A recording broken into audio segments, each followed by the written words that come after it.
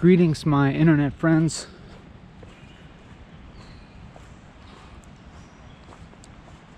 When I begin this sentence,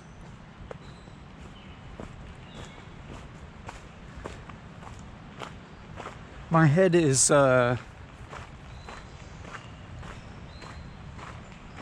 full of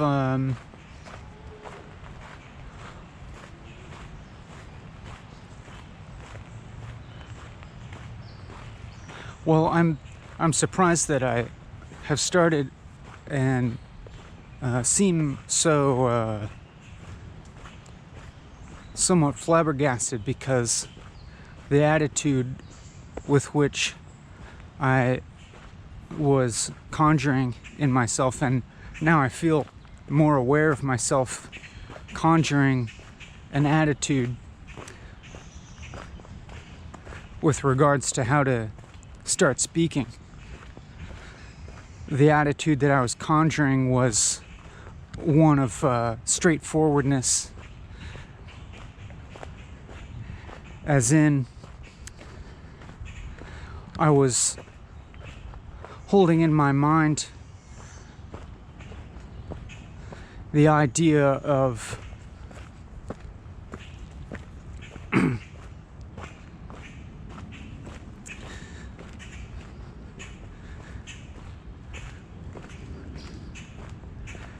not caring about the quality with which I would speak, because I would only adhere to the sort of rules of the framework, which is to speak more or less continuously for 4 hours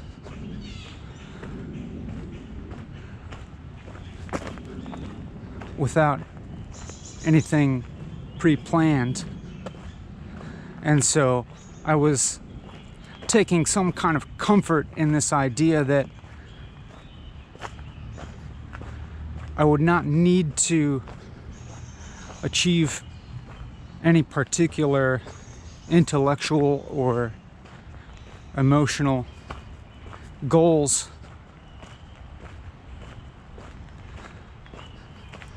or emotional states within this 4 hours.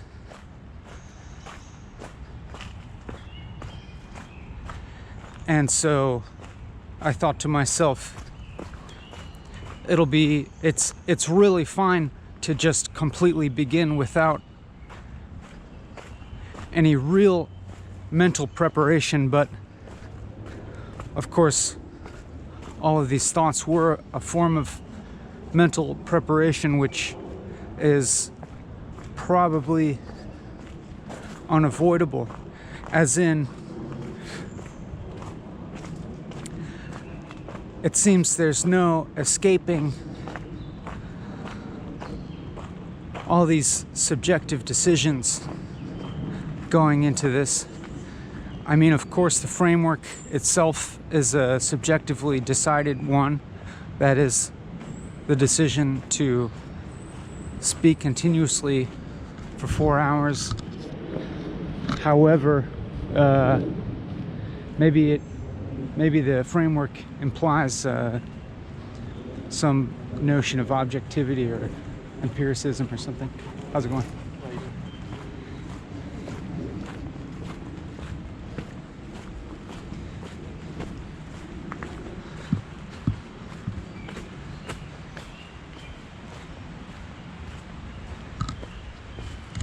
As in the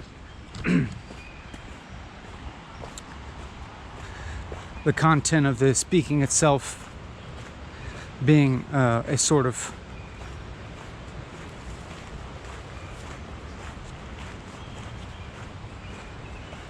the result of a sort of process, or it being some kind of treating the speech itself as like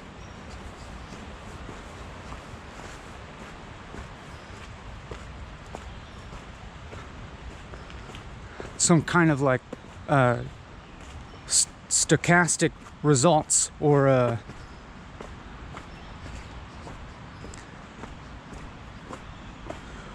or just observing it or something like that, or the idea of observing my own subjectivity objectively, as it were.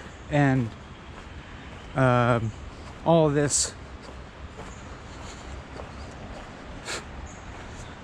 sounds a little dumb to me,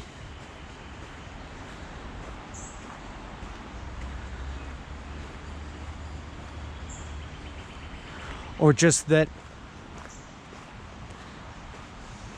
I have a feeling of all these things that I'm saying as being fuzzily defined.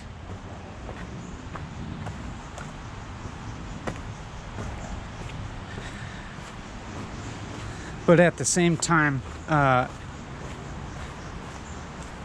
knowing, or at least strongly suspecting, that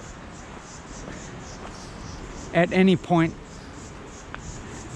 anything said is going to be at some level ill-defined, just because of the dependence of definition of everything on everything else.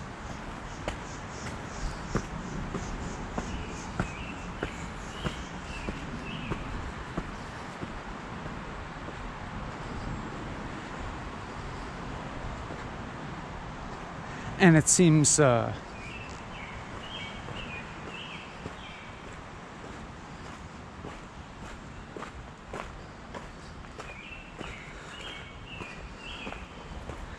silly, actually,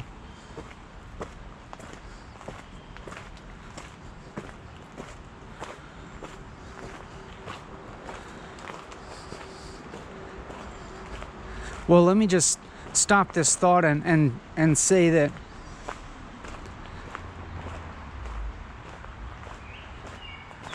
I have this I'm having again this feeling that I could interpret as embarrassment of everything that I'm saying, or even embarrassment of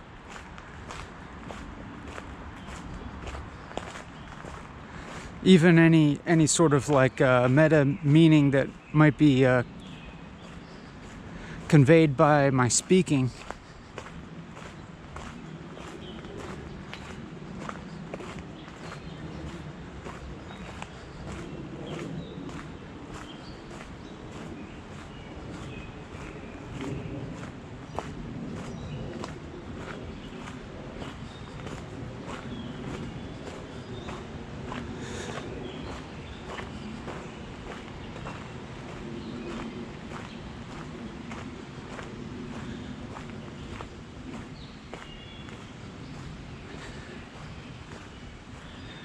Embarrassment or just confusion.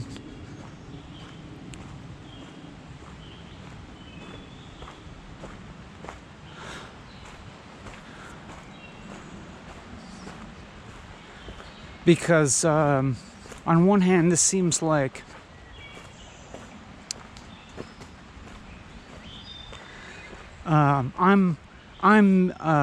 there's some element. I could also say it's frustration. I feel like I'm being continually frustrated by some kind of dissonance between some sort of expectations that I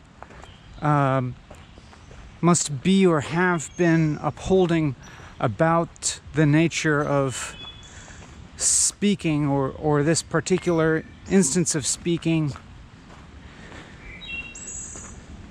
that is being thwarted somehow, or not coming to fruition in the manner that I expected, but only coming to recognize those particular expectations as such now, or in the process of frustration or embarrassment. That is, and what I'm coming to recognize, as the expectation was like a cool, collected, thorough, self-reflexive, self-analyzing train of thought that would proceed relatively in a fairly like smooth and unhindered manner, because of a relinquishing of attachments to certain emotional qualities. And that's interesting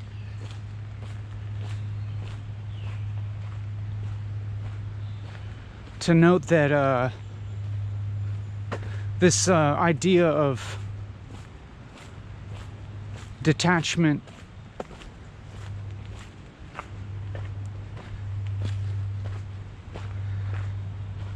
is itself becoming what could be perceived as an attachment, being attached to this notion of detachment in the manner of speaking and thinking, and that creating this feeling of cognitive dissonance. But of course, you know, as I talk, I can also recognize or interpret what's going on as having the qualities that I have heretofore been describing as lacking, as in, as we go along here,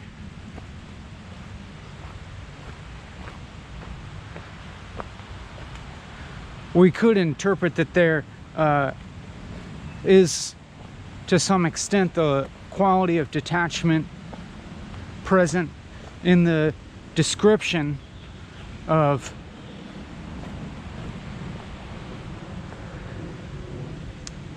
interpreted states such as frustration, or interpretations like feeling attachment towards the idea of detachment.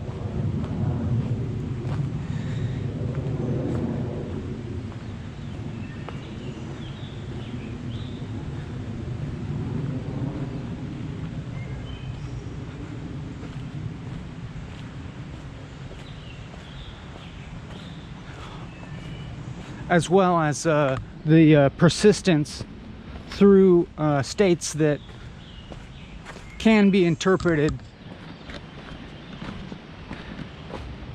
in negatively valenced emotional descriptors such as embarrassment or frustration or confusion.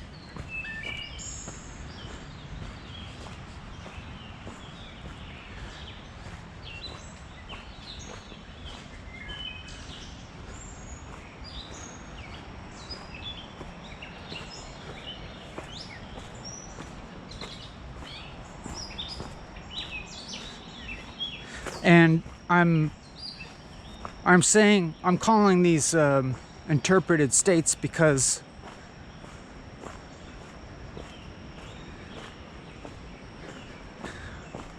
the more that I look at them or think about them, the more they seem like interpretations, or optional, or somewhat untrue. That is, just for example, I'm thinking to when I was, you know, as I've been describing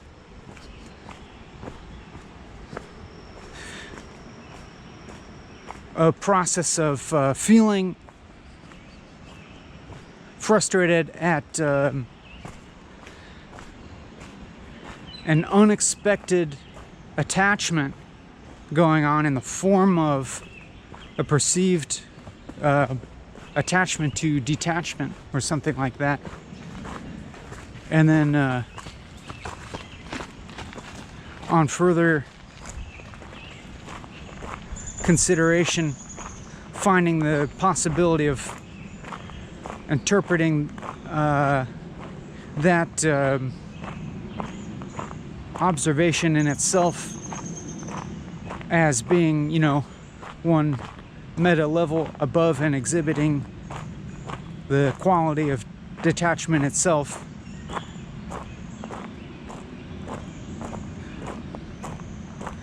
Or the process being one of detaching from detachment. And then it's like the opposite of whatever phenomenon that was observed keeps tending to come up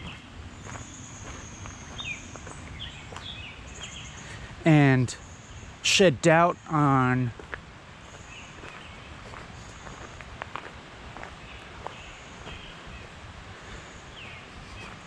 the validity of any of these descriptions of experience.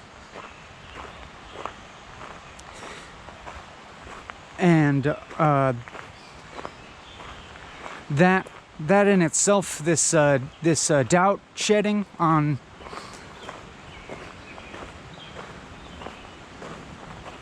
all of the language being used,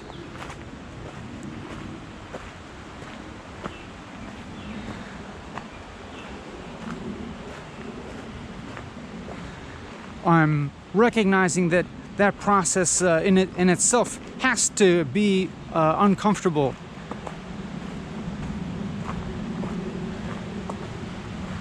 As if it's necessary that it be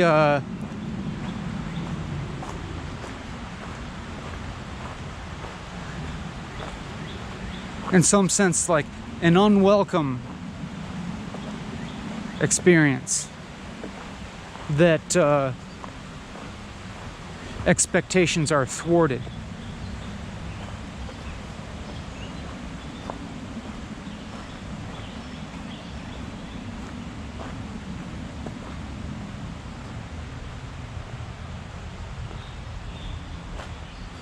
And then, you know, as we go on and as we proceed in the duration here, perspective changes a little, and as you can sense, becoming welcoming of what could have been unwelcome, as in just like, you know, feeling bad, feeling embarrassed, feeling confused, feeling kind of out of control.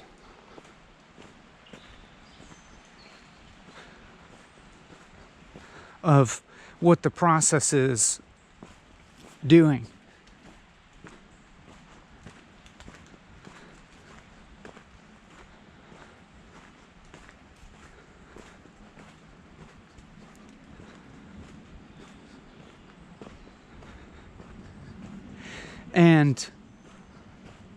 But now, you know, wanting to dive headfirst into all of that embarrassment by trying harder to just speak faster, as if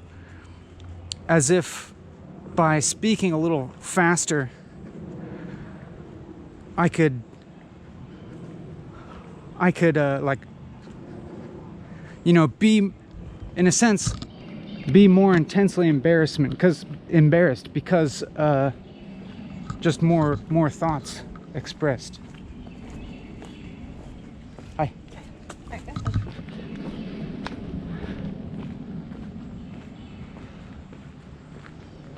you know, like more just being exposed more by speaking more.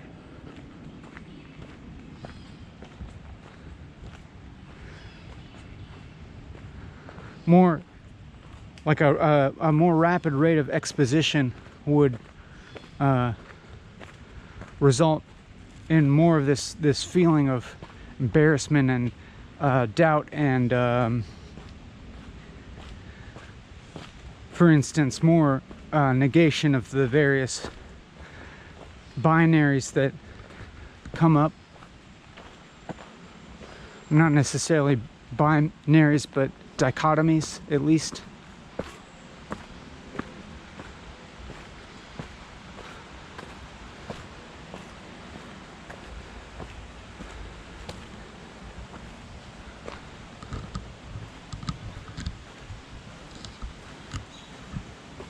As in,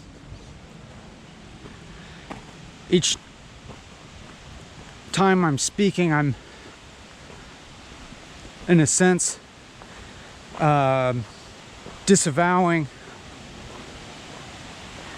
what seems like most recently expressed.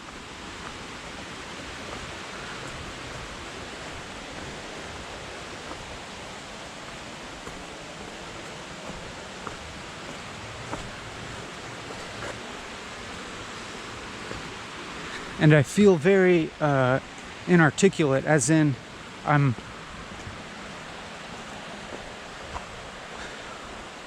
all these things that I'm saying feel fuzzy still.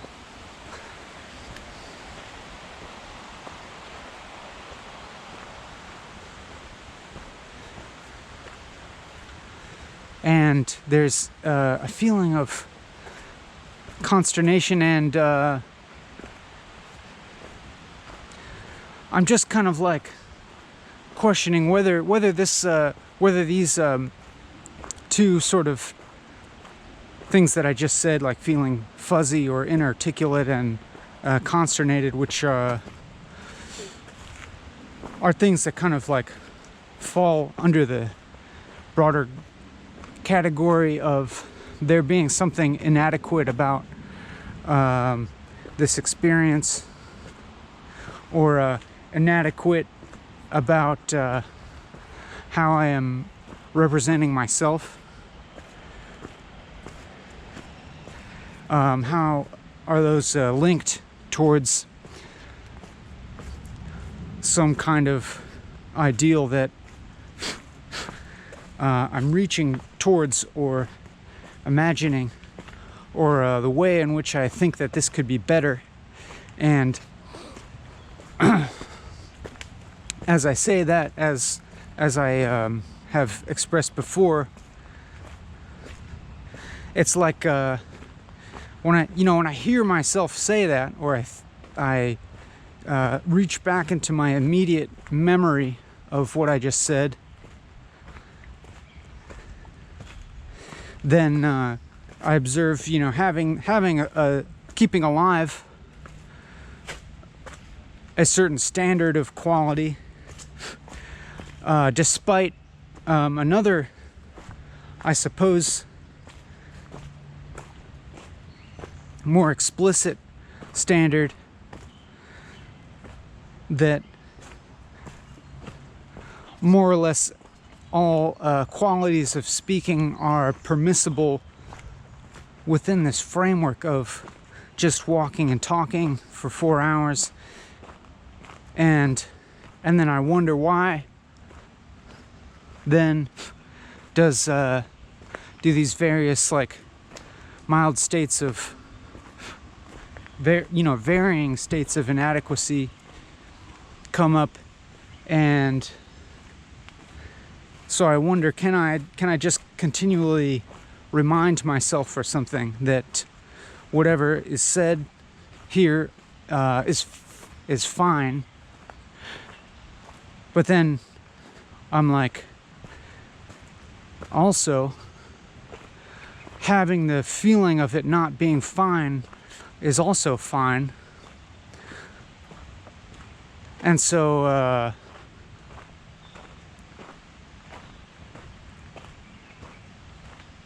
reminding myself of the basic framework, I think, implies total acceptance of everything that has happened thus far, which also has strong implications for my present state, as in having a quote-unquote neutral relationship to my perceived immediate past, my perceived past of this video, that is how I'm remembering it, which I'm recognizing how I'm remembering it is also pretty interpretive, which kind of seems illustrated in many of the things that I've been saying.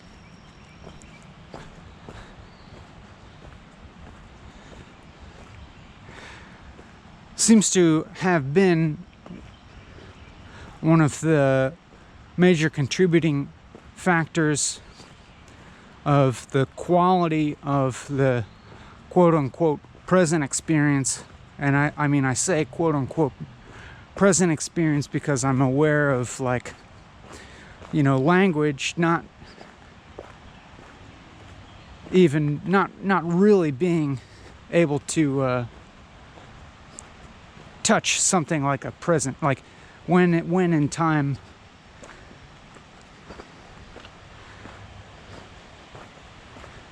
is the present, you know. It's not, even the word takes time. The word itself takes time to say.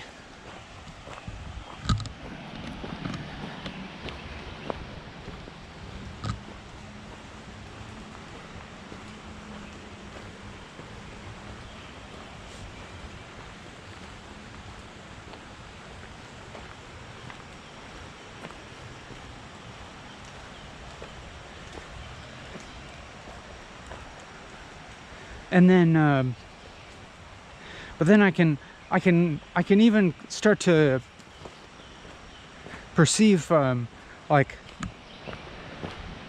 you know, what I've been describing as emotional states. And mind you, I have, you know, been tending to amend these emotional descriptors of states with several qualifiers. Because even from the get-go, there's some level of skepticism towards any sort of actuality about these emotions. But as I go on here, they start to open up, I guess you could say, even more, as in I can just, like, observe them as these sort of, like, physiological changes that are also, like, strongly associated with certain mental categories. And simultaneously with me sort of, like, picking apart these mental dichotomies or mental, like, you know, what would be sort of glossed over as an actuality. Hello.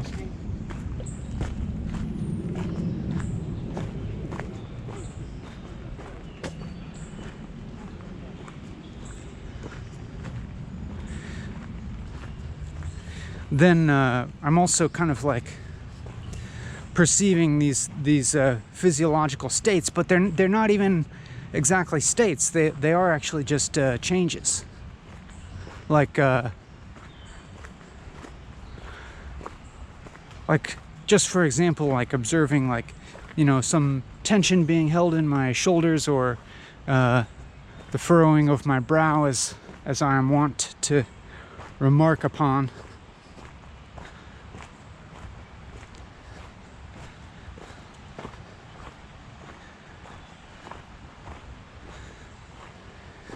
That even as I observe those things, like they kind of relax and become something else. And even for instance, the feeling of embarrassment or confusion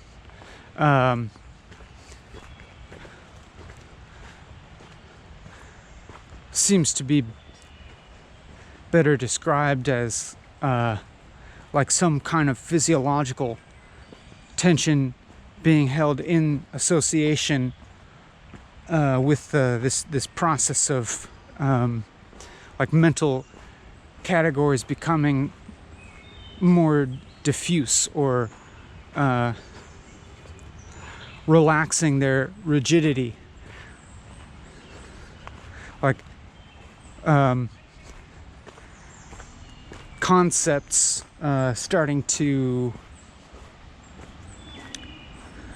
sort of like come untied, or like become revealed as like a kind of knot that's tied, and for that knot to start to loosen up and reveal its more constituent parts, and furthermore those constituent parts to also start to become untied. And then the same with like the emotional states, which I can't say they have not been particularly intense, but it's kind of as if like a lessening of intensity of perceived states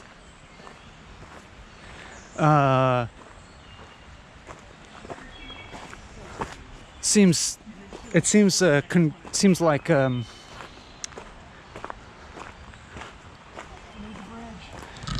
the same as approaching something like a state of well-being, but that being a little bit, I mean, for me, that being a little bit more like an absence of state. But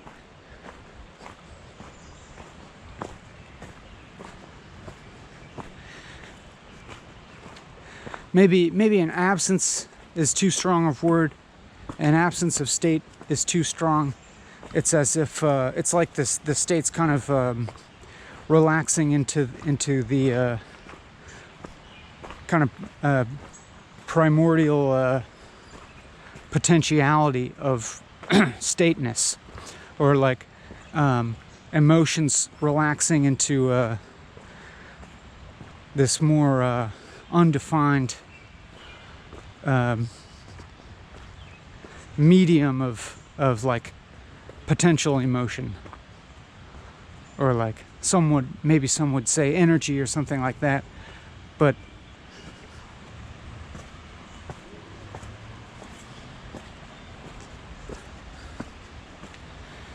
then like at the same time, that all starts to sound a little bit exotic of a descriptor for experience, you know.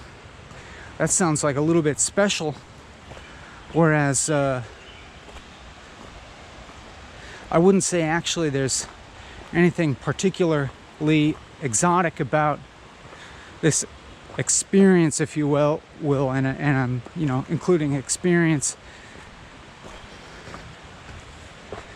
in scare quotes, but we'll, you know, or maybe, you know, having a footnote on the word experience, and we'll come back and address that footnote later. It's also just to say that, like, at the same time, this feels perfectly normal or something.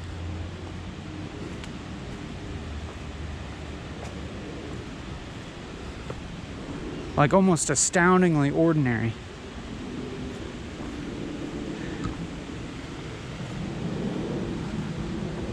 as in the most mundane descriptors of this experience are just as applicable. That is something like, I'm walking and talking.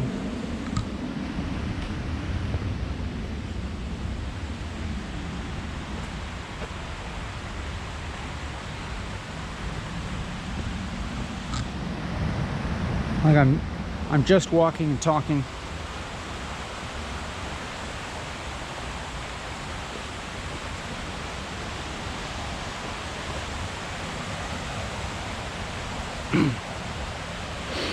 And maybe the only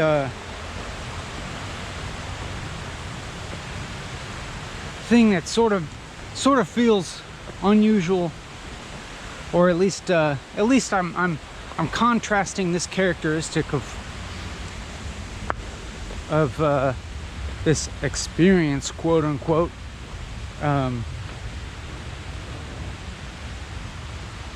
with you know, some so-called everyday life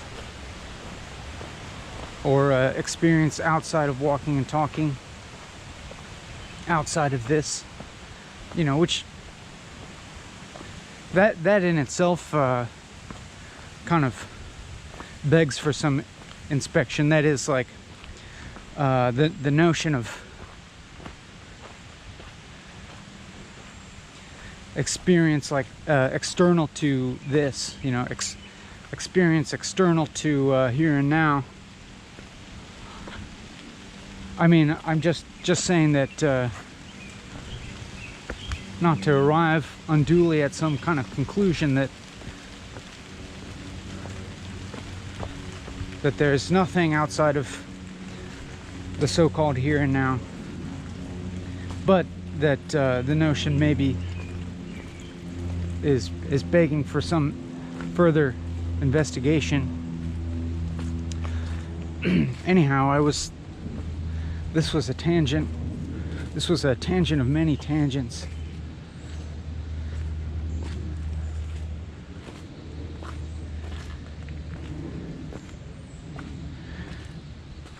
What I was going to say was that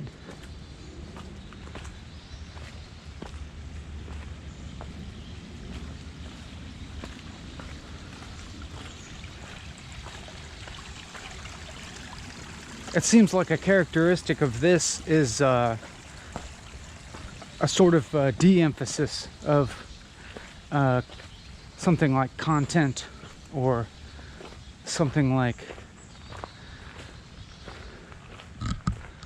a subject of speaking, or I mean, like more accurately, I would want to call it the object of speaking, or object of thought. Object of thought.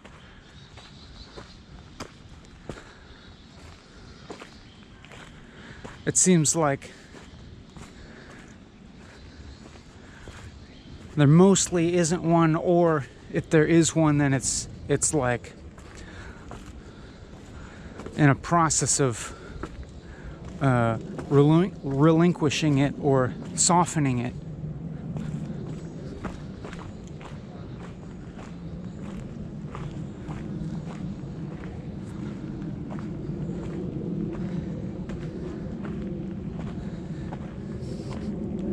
But I became slightly aware just now of like some verbal thoughts forming apart from the things that I was saying, because I became aware of just a little thought that occurred in the little gap between the action of speaking, which thus far I don't remember feeling particularly aware of, but now when I'm looking back, I can observe memories of there being gaps between speaking in which there seemed to be some verbal thought formation, and that's kind of interesting. That like where it makes me wonder where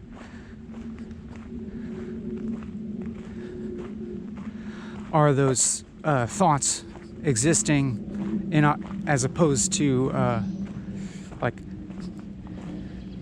existing in the sort of like normal realm of the experienced world of, you know, where the thoughts are being spoken, like, which then itself that becomes a question. But however, that observation of the thought forming itself became a very rich tangent full of many potential avenues of investigation, even though I never revealed what exactly that thought was that occurred to me in a little gap, even though that thought jumped out of me as seeming like relevant to say because it seemed to encapsulate something. And now I've gone on talking so much about that thought that I'm having trouble even recalling what that thought was that seemed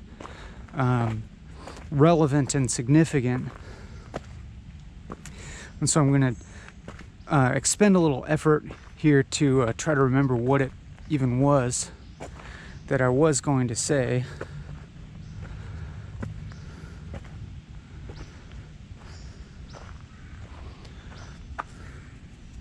It was about feeling happy. Oh yeah, it was.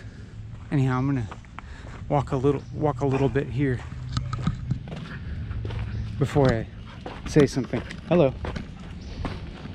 Hello.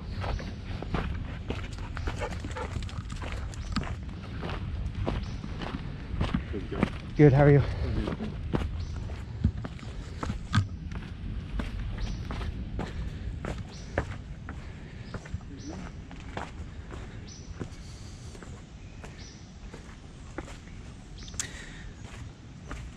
The thought itself was that I'm feeling some sense of like relief at the persistence of the feeling of inadequacy. So yeah, feeling relieved and happy at the fact of observing the persistence of the inadequacy of experience, even in the absence of strong objective thought. That is, and the reason that feels relieving, reassuring, and makes me happy is that now, when I'm kind of in my, I don't know, imagination and memory, conjuring up my interpretation of what normal experience is like, and, you know, of course that's a very questionable thing at this point. Normal experience seems, I'm thinking of it as always having there always being this object of in the world or of the world that's like apart from the self. There always being this action. There always being utility at play, or something that needs to be done or achieved, or like it seems like normal experiences, the most persistent characteristic of it is of it being inadequate in some way, as in there always being this orientation between, you know, what you could say like a self that needs to do something or change something or achieve something, even if it's something like achieving or attaining some absence of self. If it happened, if I mean, that's maybe me projecting my own personal experience heavily, but maybe it resonates with you or something. Even like various meta schemes of transcending the mundane experience, or various notions of how we might transcend mediocrity of daily life.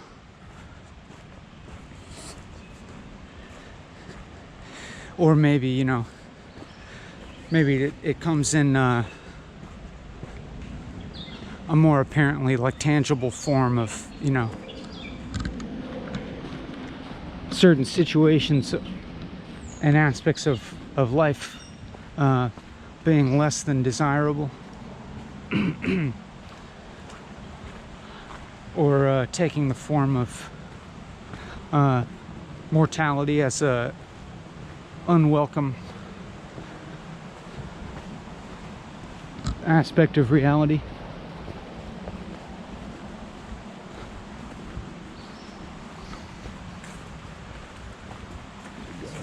Sure.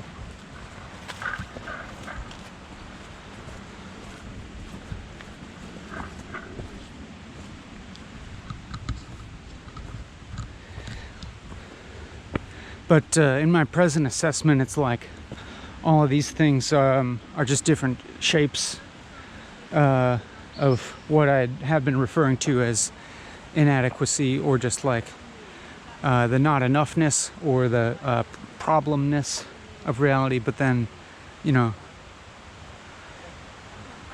anyhow, what I'm saying is that, like,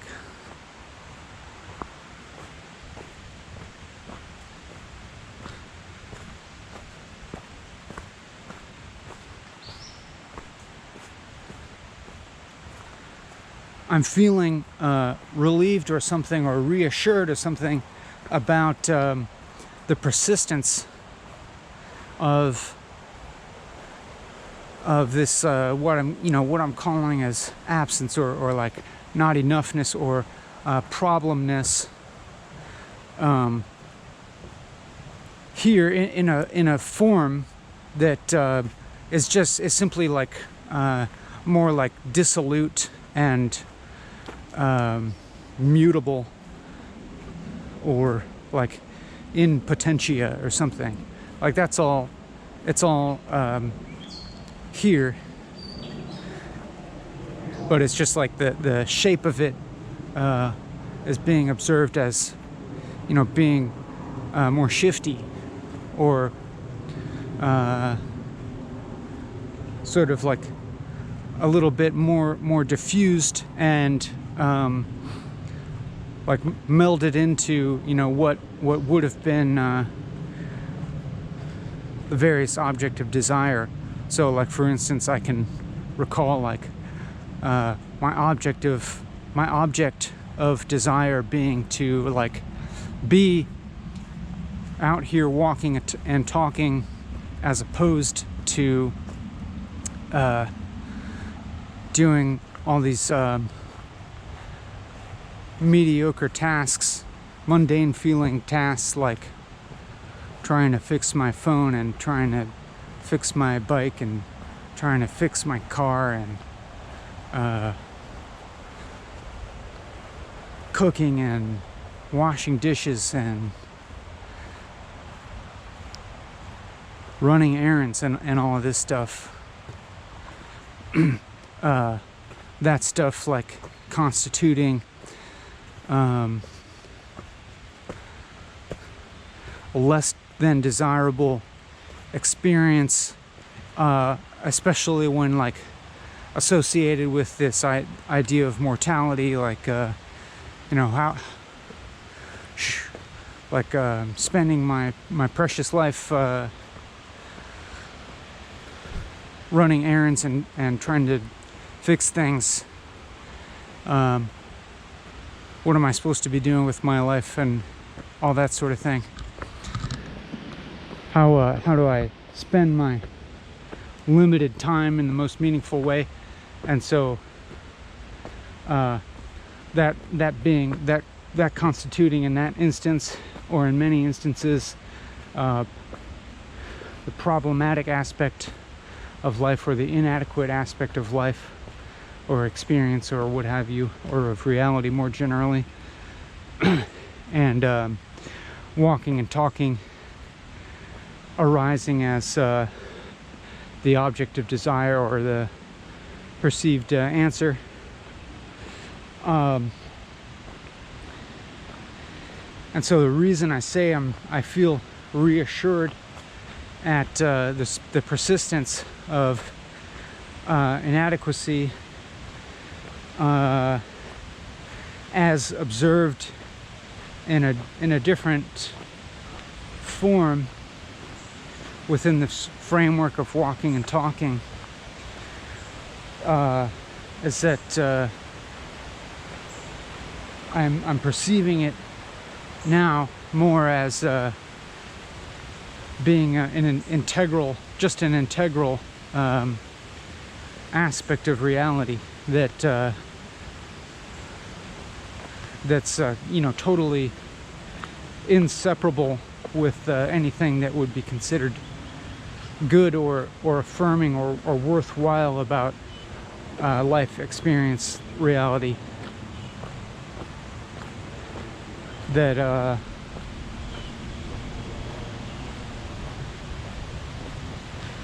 even in what would be my answer to the inadequate nature of experience, the inadequacy just becomes more like merged with the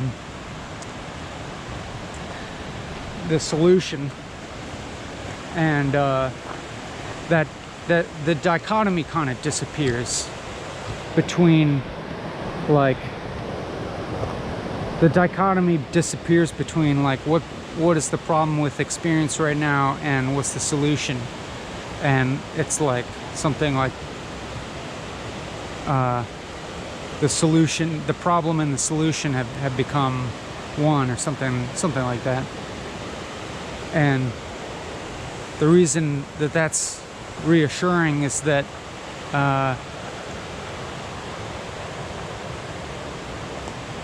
it does relieve any kind of anxiety about like, what should I be doing with my life, or is all this it's like it releases this illusion that all that so-called mundane stuff needs to be transcended or something. That it relieves this illusion that in some kind of fully actualized life I would not have to do annoying shit like try to get my phone fixed and go to the grocery store, or like clean stuff, or interact with bureaucracies.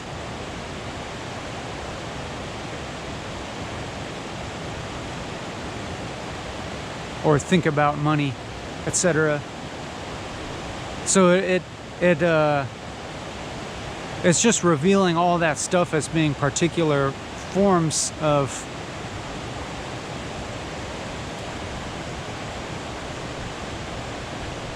the kind of like empty side of reality that is indeed, integral to there being any reality at all. Like, or as a better way to say that, it's like, of course it's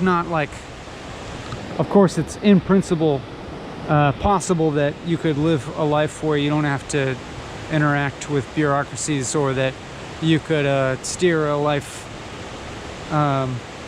towards at least the drastic reduction of any one of these particular annoyances or vicissitudes. But there's no way that the fundamental quality of what those things represent could be eliminated, or I suspect even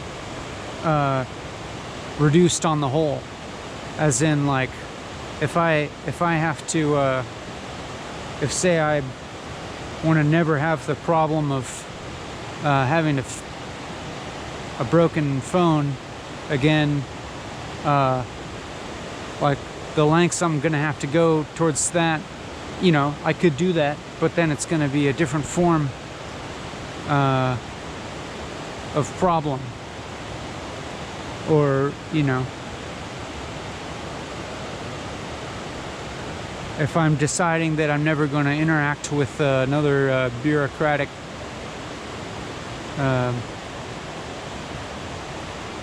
entity again, then I'm going to have to replace that problem with a different type of problem.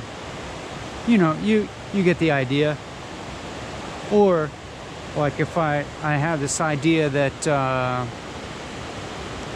I can transcend all this mundane stuff by always being walking and talking, or, you know, just come out and walk and talk. There's some sense where, you know, we could interpret that as being temporarily true, or provisionally true, that like we could describe the way that I'm speaking now as a type of transcendence of the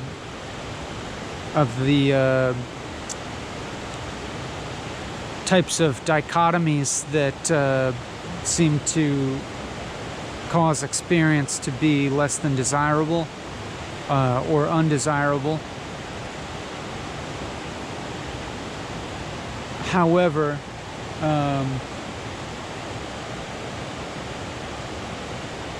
as we've seen, it's not like that dichotomy just becomes replaced with only the desirable aspects of reality.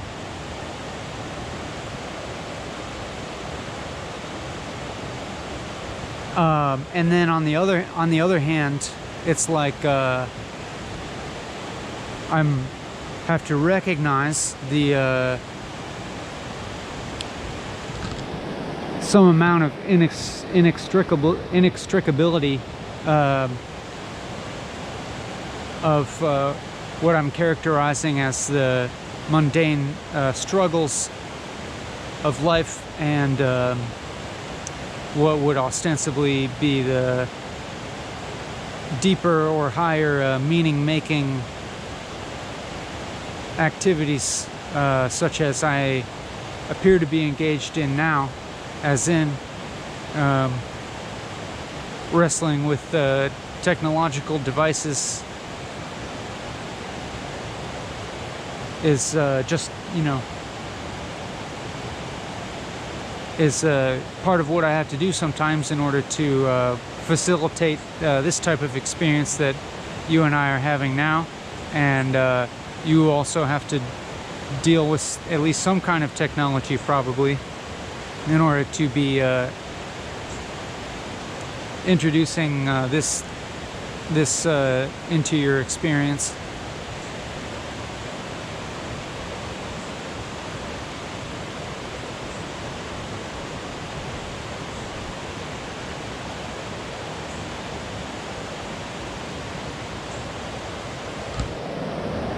But this all seems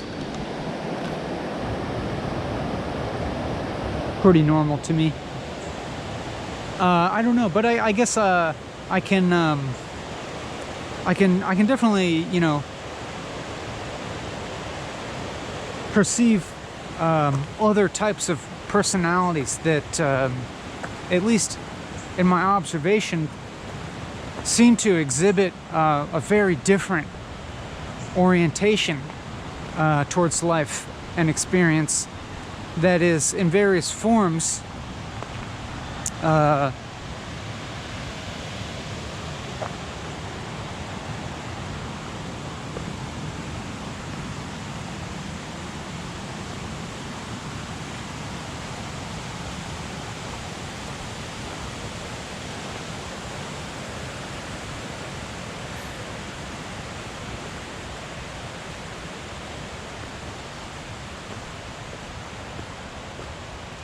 maybe it's not, maybe what I was getting at isn't so true, but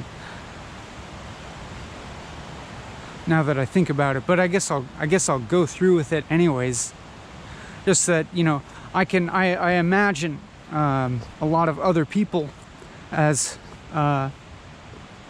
like disagreeing with what they might with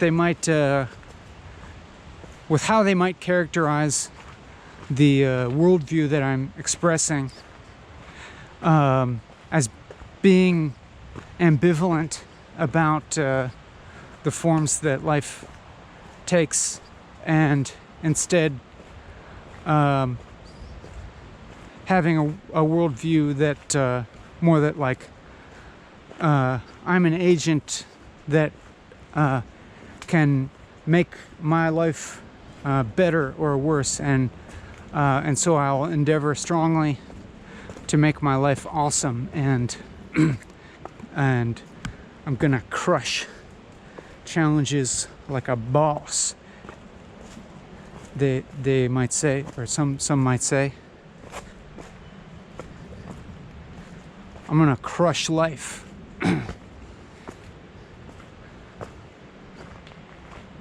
maybe in some sense that's my attitude.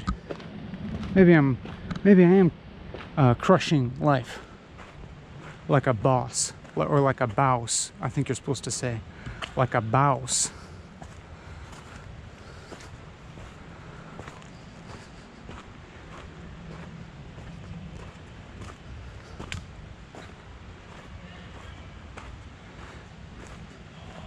But then I think, you know, I think when anybody gets serious about that type of attitude, about crushing things, they have to contend with the dark side of things. Of that, you know, if you're going to be a successful bodybuilder, you have to like experience pain. You know, no pain, no gain, of course. And that you'll have to experience difficulty in order to achieve any goals. So I guess it is really just the same thing that I'm saying.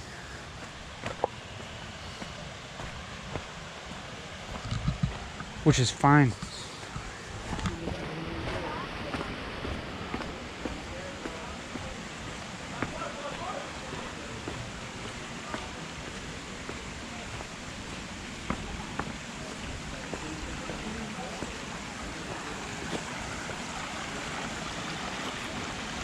But then still, you know, on the exact same token,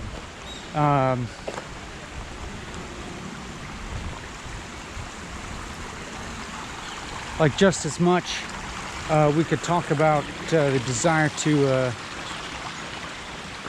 avoid unpleasantness,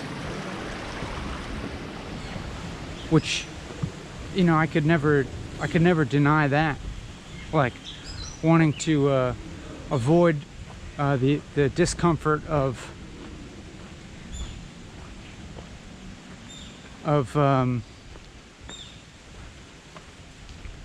thinking of my life as being mediocrity, or avoid the discomforting knowledge of mortality, and desire to be remembered, the desire to leave a legacy, the desire to be known, and all of that junk. Probably could be said to factor in just as much to all this, in that in the present time, when I am within this framework of walking and talking, and I know that what I'm doing is, at least I have a I'm assured of a strong probability of some, if not several, people hearing what I'm saying over time, and even potentially into the future, after what I think of as myself is gone.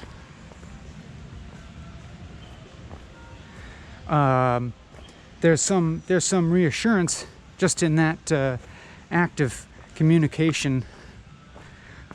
Like it is in fact an act of communication that can, to some extent, transcend the temporal limitations of my, this mortal coil.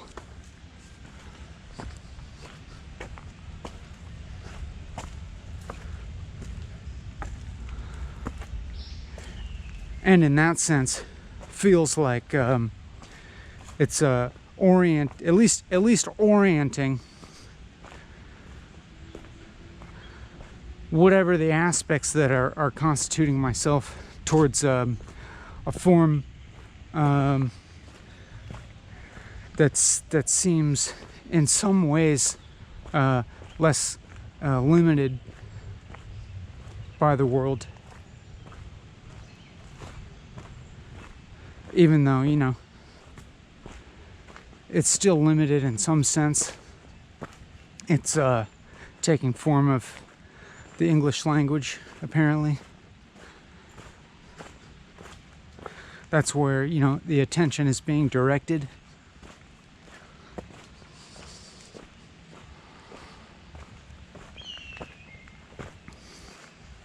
But it doesn't discount the possibility of translation, as well as the communication of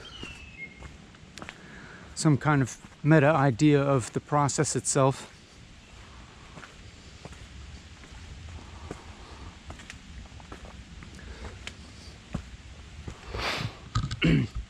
Some kind of communication of an orientation towards duration or repetition, or what some might talk about, commitment or dedication, etc. Which it doesn't so much occur to me as commitment or dedication, like, in my subjective experience of this. I mean, I'm not even sure, like, what exactly, like, because commitment sounds somewhat abstracted from immediate experience, because it, involves sort of an abstracted notion of a long time.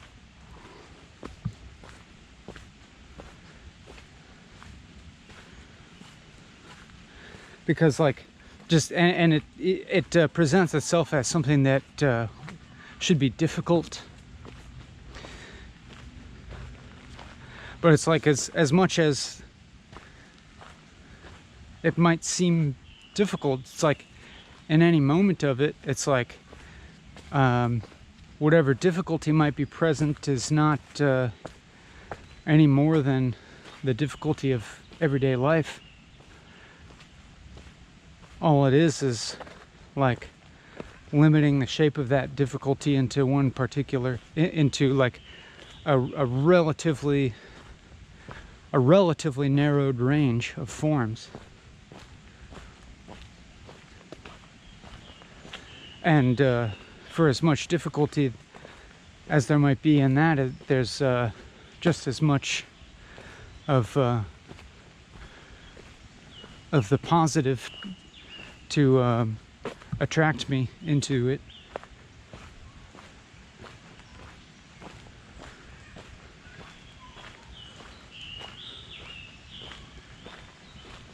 And I think that the positives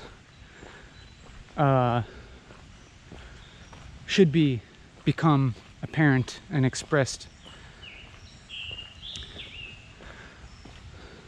within the content, within the verbal content, as well as overarching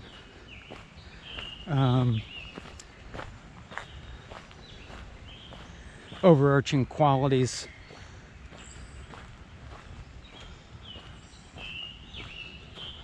of the process of speaking itself.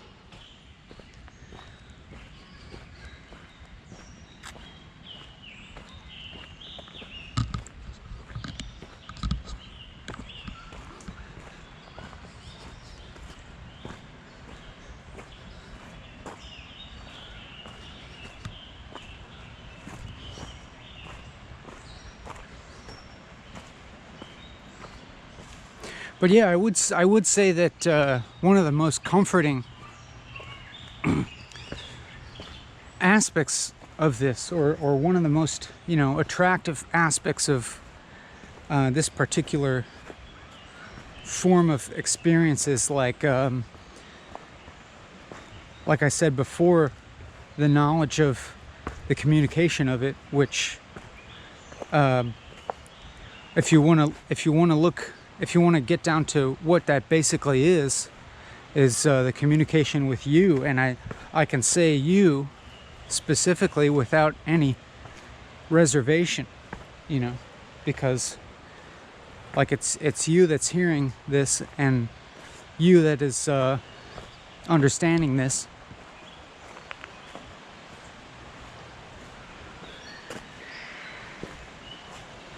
And just this idea that that you have chosen and honestly are continuing to choose to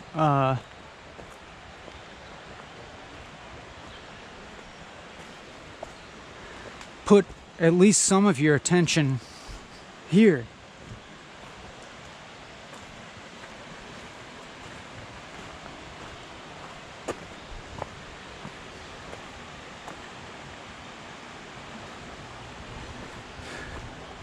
Is interesting. I mean, more than interesting. It's like exciting, I guess.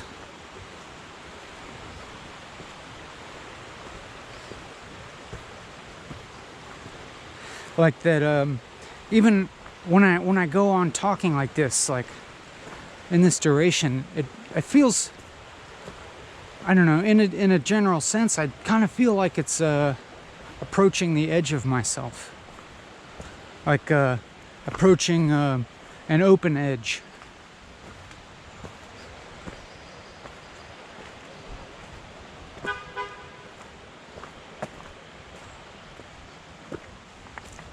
In which I feel like profoundly unworried about everything. And then the fact that the resulting content, if you will, this recording or this recording, is something that you would find at least potentially interesting enough to allow it to become an aspect of your experience.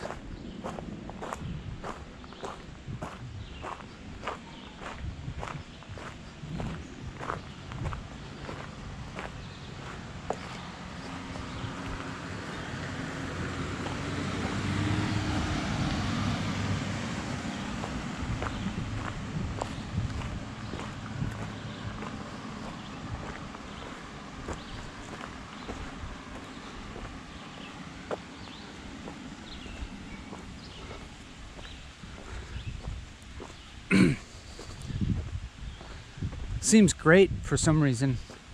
Why does that feel great to me? I don't know.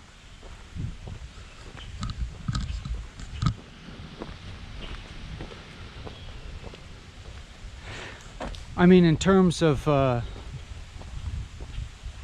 it could just be in terms of like we could rationalize this in terms of like mimetic propagation, and that whatever entity of whatever entity, however nebulous or whatever,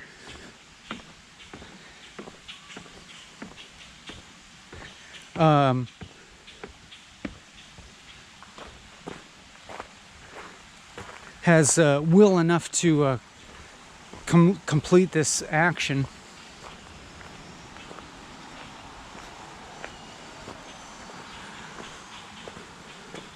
Some kind of, you know, like to the extent that there's some general pattern of thought or entity that identifies itself as, you know, whoever or whatever it could be said to be speaking here.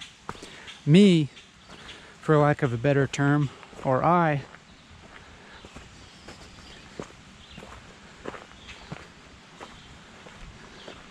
to the extent that there's this I that's speaking, then there's self-interest, and the I would love to propagate itself beyond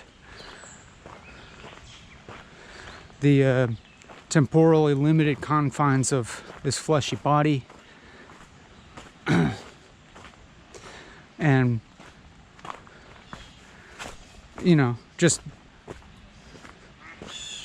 by mimetics, like propagate the thought patterns, or even if it's not particular thought content, but just some kind of general qualities of thought, to at least, you know, even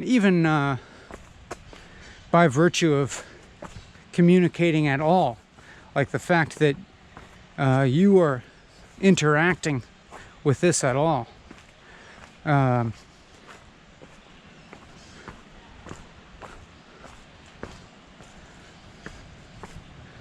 There's in some sense, like, almost necessarily something like mimetic spread, even if you are disagreeing, or like even if you were like hate watching or hate listening to this. I mean, obviously, I suppose that's naturally less desirable than if you're like rapturously being blown away by this or something, or feeling your attention deeply engaged. I think that is more desirable, but in any event,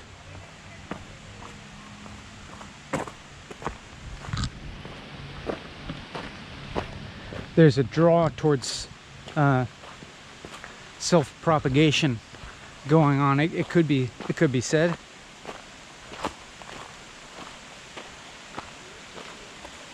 Fame, maybe. Not necessarily. Well, I mean, to the extent that there's something or someone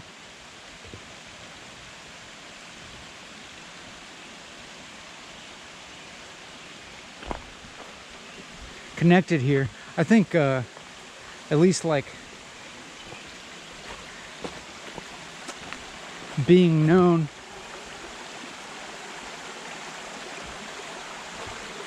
seems like there's a natural predisposition towards that, unless I'm just particularly vain. and obsessed, which could be the case. I mean,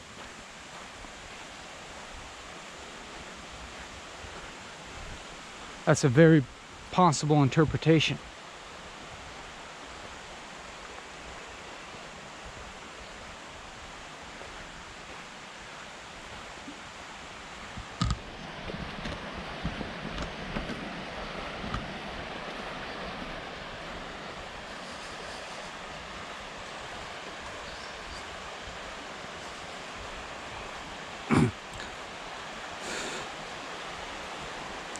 But I mean, even if there's this possibility that this is interpretable as just a vain intellectual masturbation, or not even intellectual, maybe.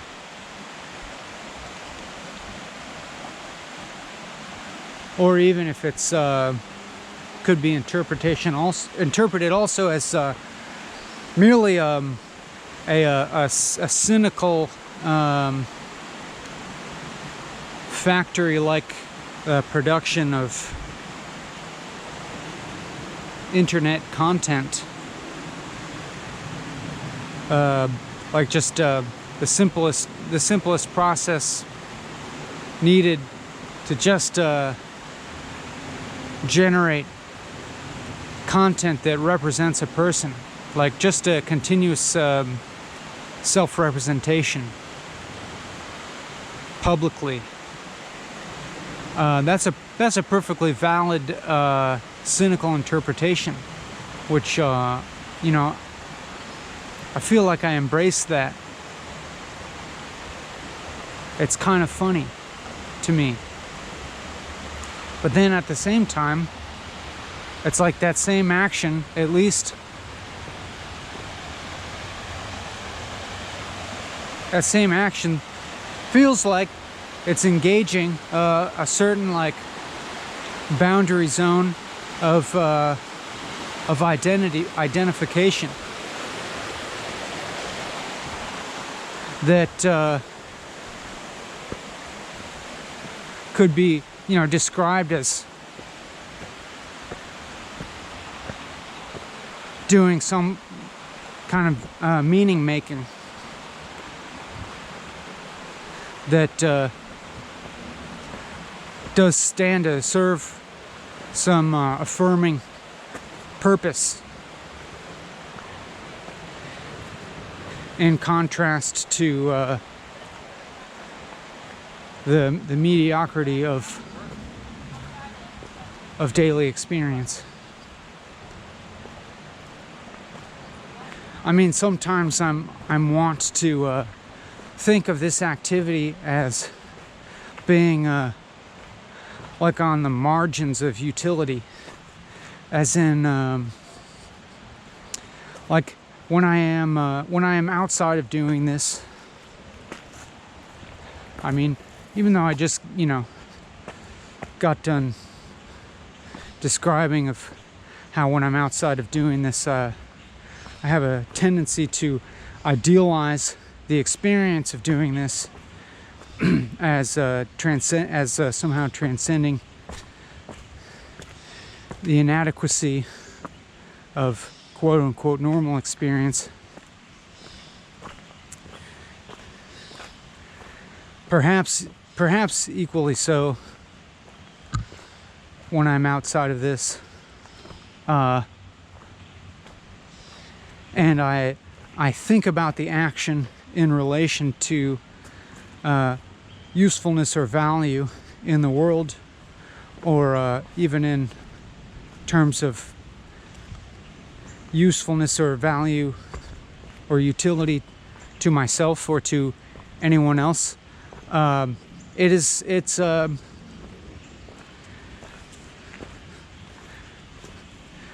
It really just barely hangs in there as seeming worthwhile to do, as in, like when I think about the nature of this as content, as like you know, video and audio documents shared publicly, put into existence.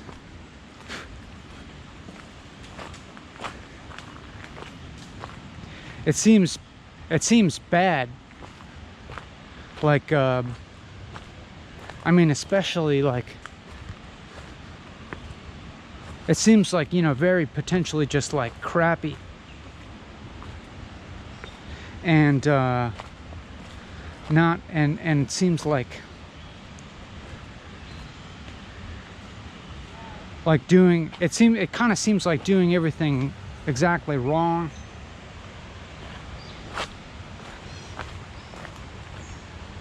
In terms of providing, you know, making a contribution to the world. It seems the wrong thing to do.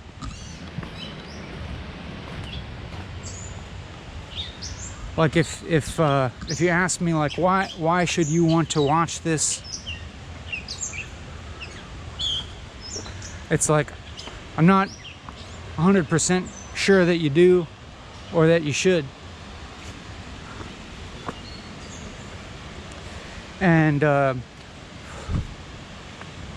I'm let's just say that I'm pretty continually, you know, feeling ambivalent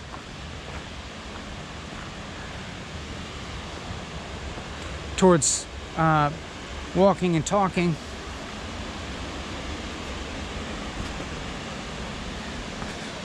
As in, but then, you know, just because it does seem fairly like decoupled or at a remove from doing anything useful or beautiful. Hello. Hi. Or with any other, you know, of the categories of good things to do. But obviously I'm still doing it, so there's still remains enough of a shred of something to at least get me to keep doing it and making it public.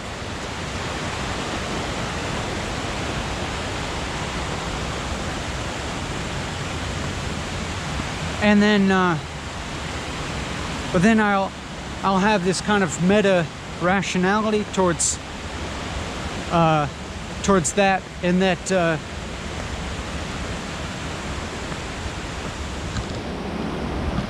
like to do an action or to exist in a state, if you will, that seems to be like really approaching non-utility, like approaching perfect non-utility, which you know, I can't truthfully claim that it ever, you know, fully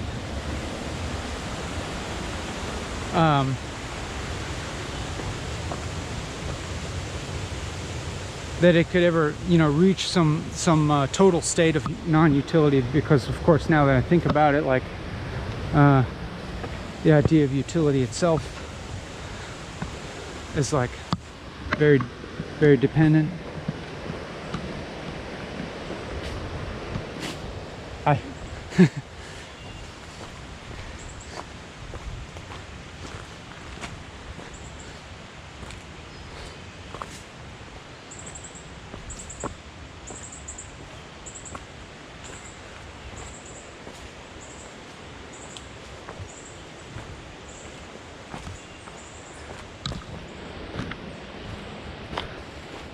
However, it seems like in approaching at least my own subjective state of non-utility, like, and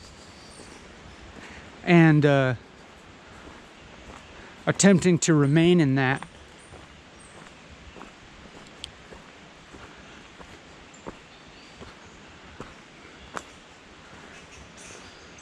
I mean, I'm getting caught up because, like, I'm realizing that I'm trying to point out what is, like, meta good about doing that, and realizing that, like, even that process of trying to point out what's quote unquote good or, like, meta valuable about remaining in a state of uselessness, or, like, approaching non-value, or approaching no value, approaching no utility, is like a self-defeating process. Because, like, the more I would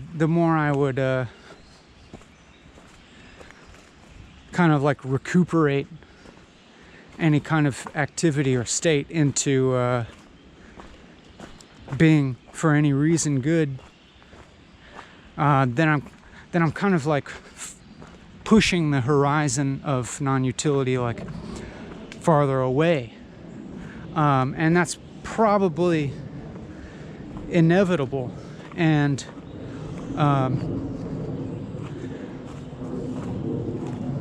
I feel like that is analogous to, like, cultural production, and it may be analogous to many other things as well, but I can imagine that as being analogous to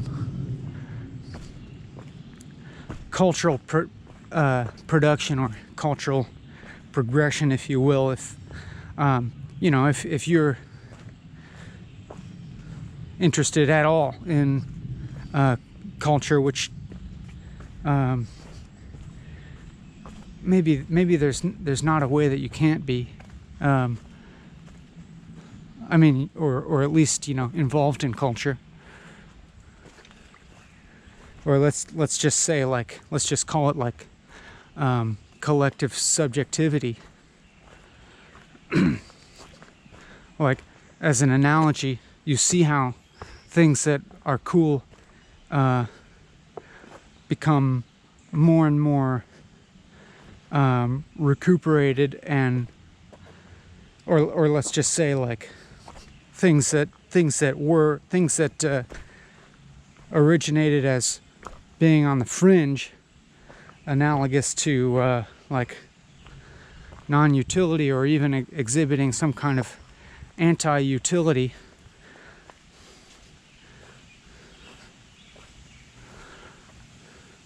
and, like, when you're really looking for the origin of any kind of cultural phenomenon, it seems like it's probably traceable to a reaction against a more hegemonic cultural phenomenon, and so it is originating out of a type of anti-utility or non-utility, and then sometimes catching on and growing and proliferating until it becomes a part of cultural hegemony, and then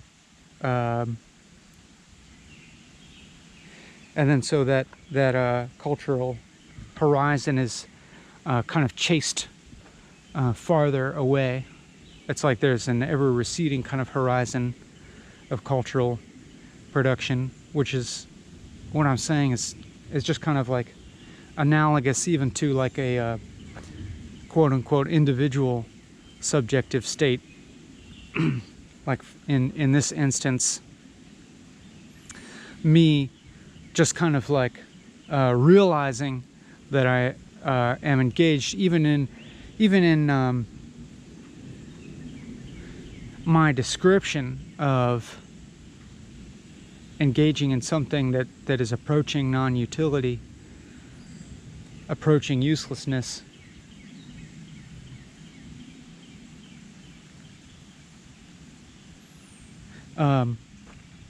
in doing that, I'm like creating some other kind of like meta value for that action, and then I am actively becoming exactly what I am devaluing in my orientation, or I'm enacting precisely the opposite of everything that I am espousing all the time, and I think that may be inevitable.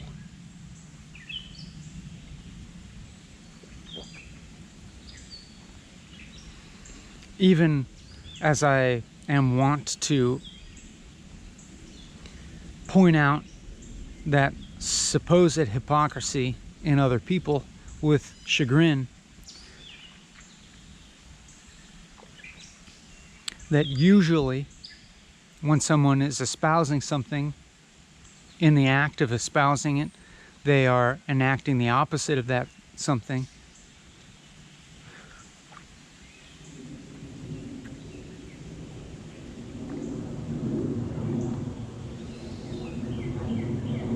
Or conversely, when someone is disparaging something, often in that disparagement, they are enacting the opposite. Or no, they are enacting that which they are disparaging.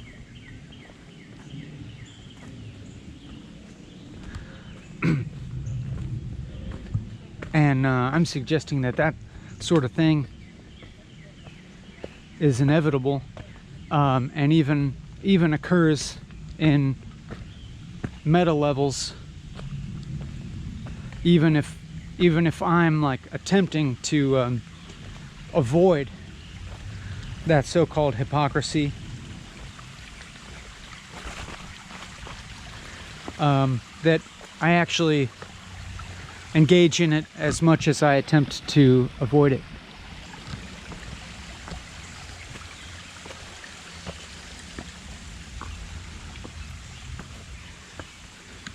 And that when I refer to that as hypocrisy, it could be, that has a negatively valenced judgment to it,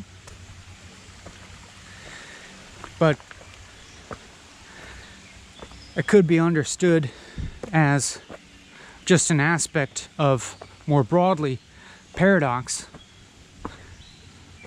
as being fundamental to reality.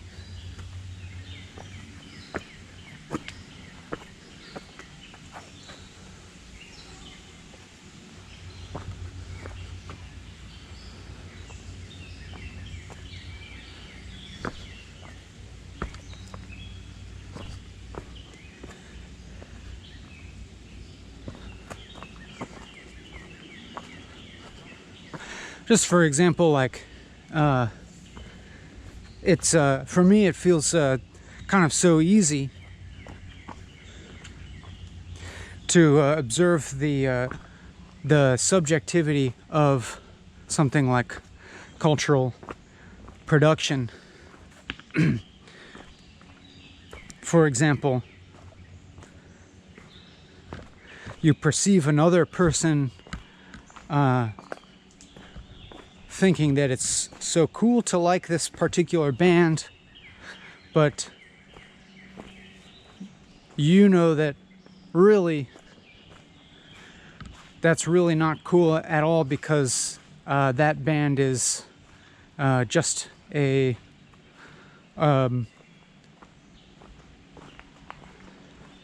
more watered down, overproduced,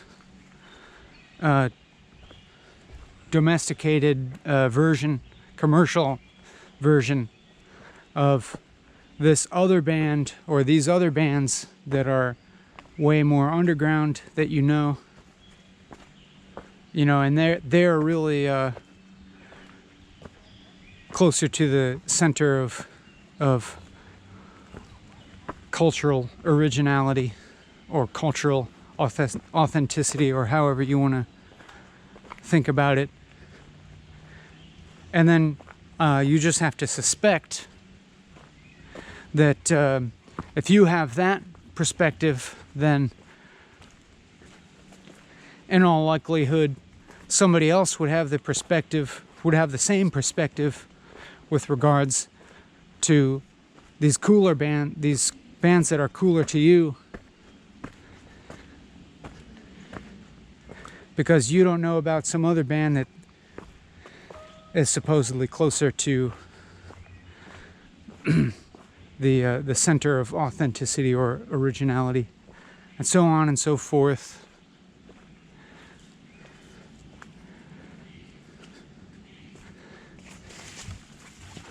And then, of course, all these fads come up that continually fads come up, and not just fads, but let's just say more generally, cultural mimetics come up that are exciting because they are challenging perceived hierarchies in culture. For instance, when the cultural phenomenon that once seemed the most bland starts to become a signifier of hipness, when it becomes funny and hip to like Nicolas Cage again in movies, like, oh, crazy Nick Cage, that's cool. When a little bit before that, he would be the a few years before, he'd be the total antithesis, or he would be his presence in culture would have cycled out of the collective cultural conscious, and then it cycles back in, and then you're like, I was so silly when I liked all these hardcore bands. I was so pretentious to be so into hardcore, and now I express my own pretentiousness by liking yacht rock or whatever it is. And I'm just expressing that. I'm just using these as little examples of the transience of all this stuff in a metaphor of cultural production.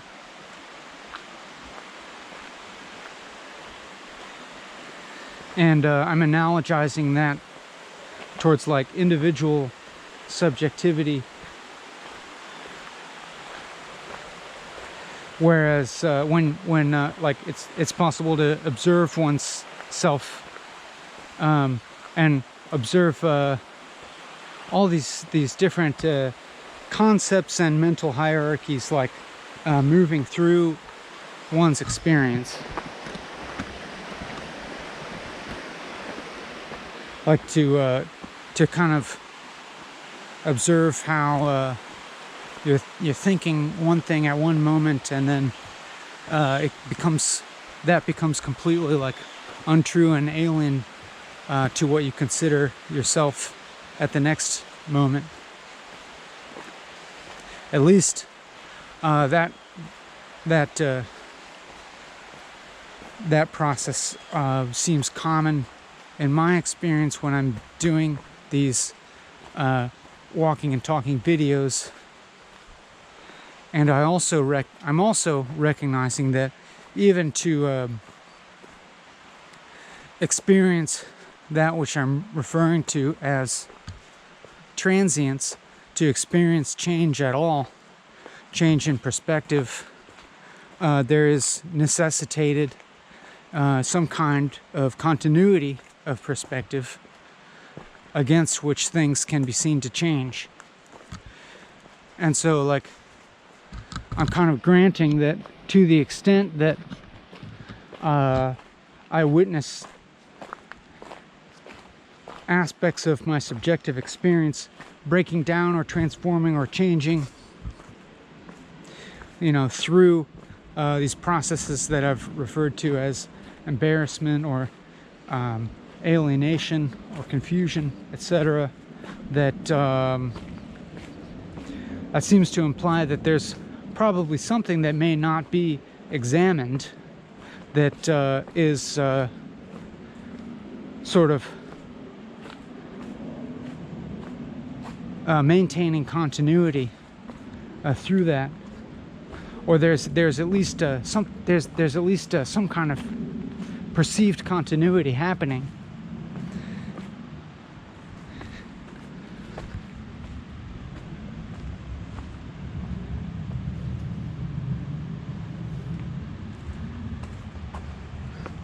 And I can even imagine you having the superior perspective on that, on the continuity of aspects of self that are present here. But then the question is, if I do not perceive those aspects,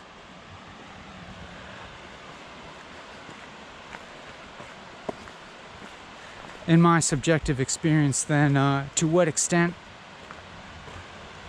can they said to be actual with regards to my subjective experience? I mean, I guess that's a redundant question. I guess that's a moot point.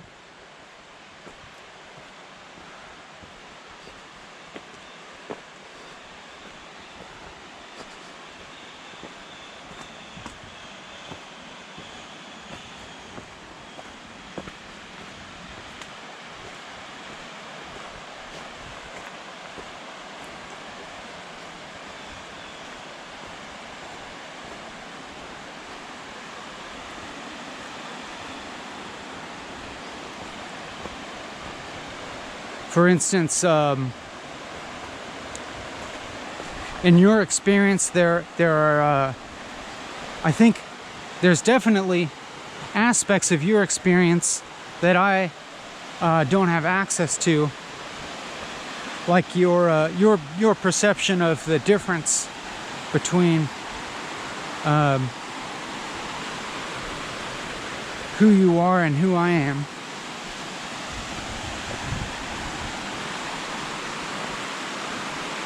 Because I'm not actually privy to any of your characteristics.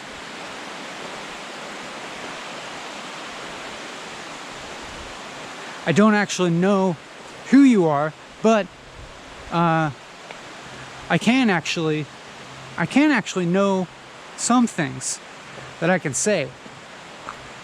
I can know that you are understanding this to a necessary degree, that that statement that I just said, you are understanding this, is understood. Like, to that degree, it's like I can say that with total certainty. Because if you didn't understand it, you wouldn't understand it. You know what I'm saying? Do you catch my drift? And so I can know that, and that, in a sense, that seems like what I'm most interested in. Or let me put it this way: what I'm most interested in are the aspects of this experience that are totally shared between us. I'm more interested in the shared aspects of this experience than the aspects that differentiate you and me.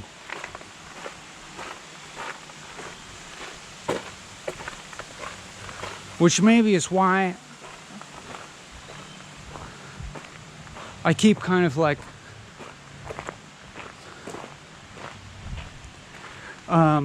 describing aspects of experience that could be just, could be called internal or subjective, in that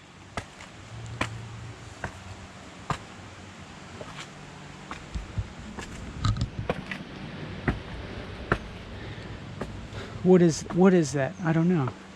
I mean, obviously you and I do have differing subjective aspects to our experience.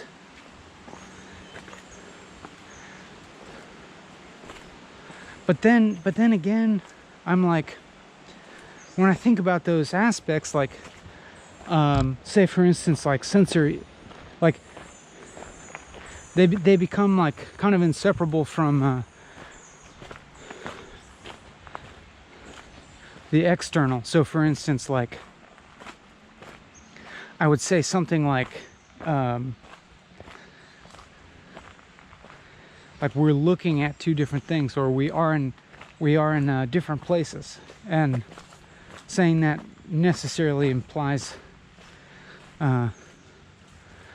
both an empirical statement that we are physically and geographically in different environments or different locations, and then subjectively that means we are sensing different things from one another.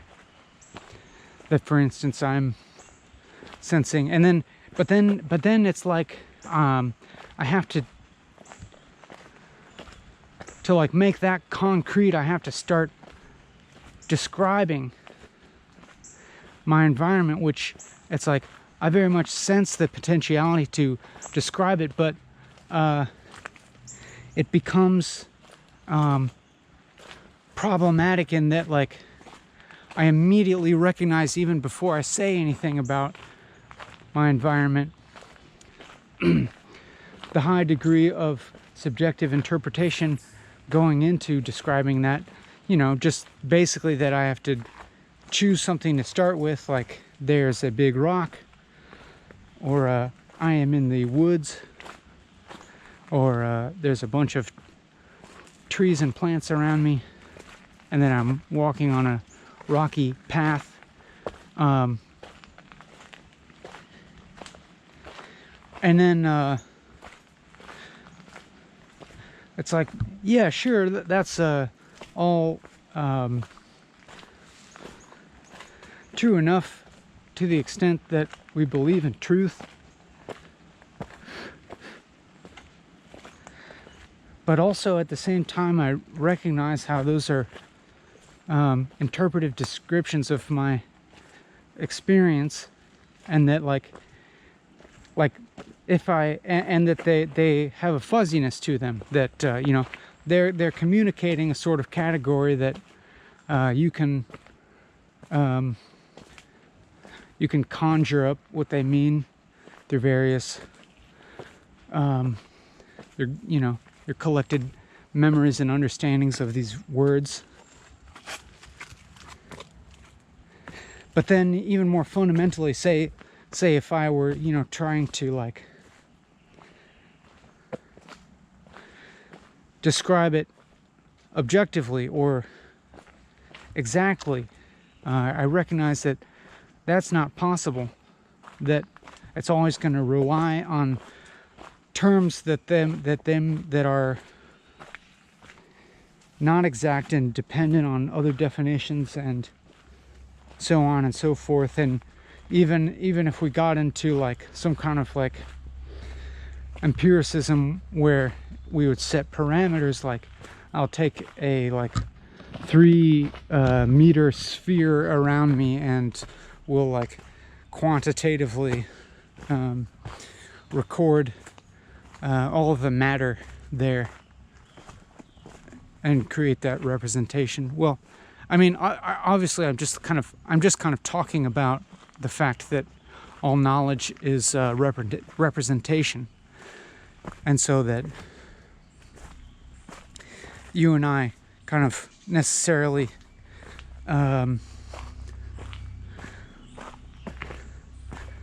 have differing representations going on right now of the world and of selves.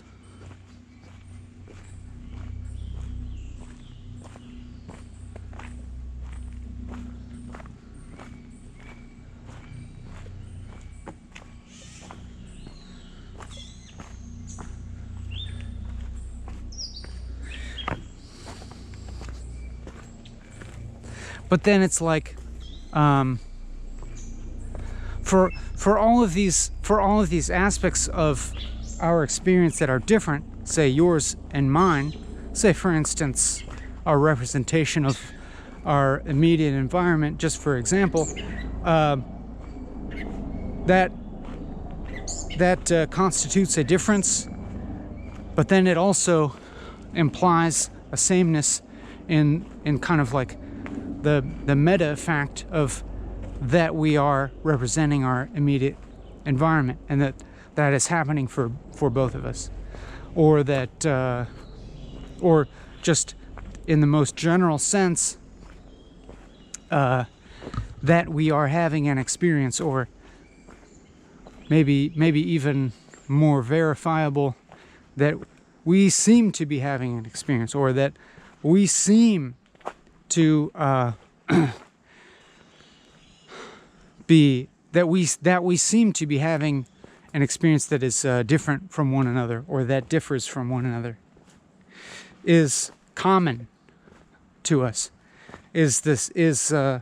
We have that in common.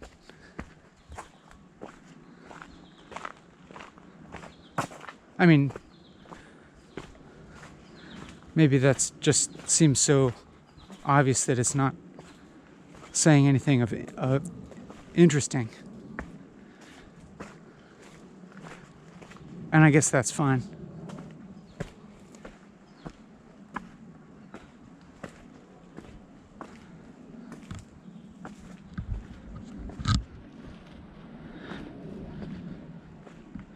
But it's also striking me as like kind of interesting that I'm talking to you, and that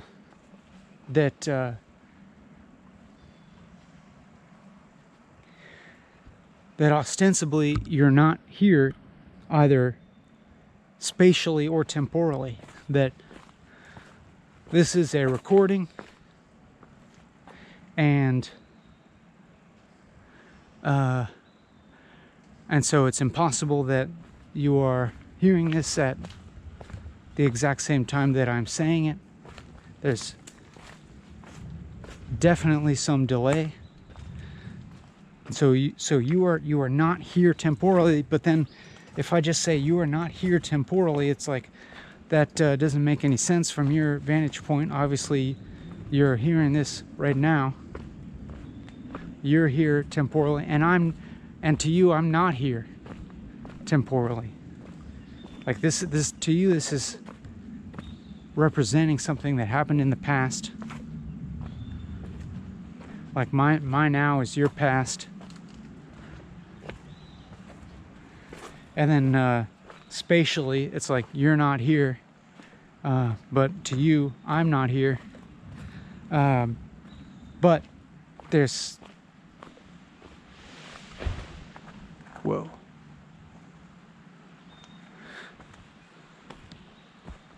A big tree or a big branch just fell.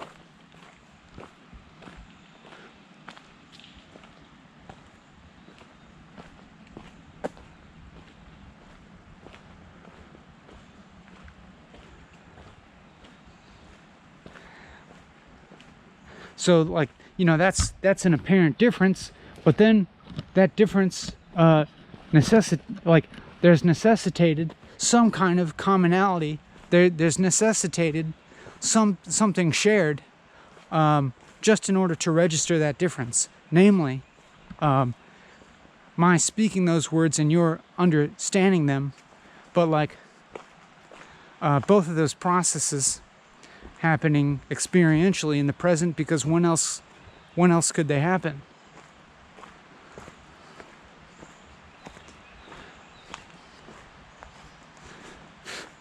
And it just seems like that, on one hand, the most obvious mundane thing, that's what a recording is doing.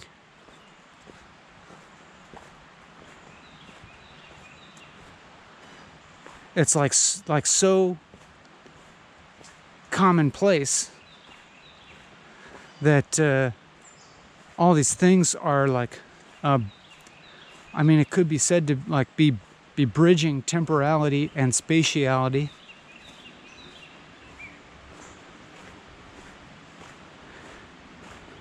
But that's like a convoluted or just like grand way to speak about something that's could also just be spoken about in completely mundane terms.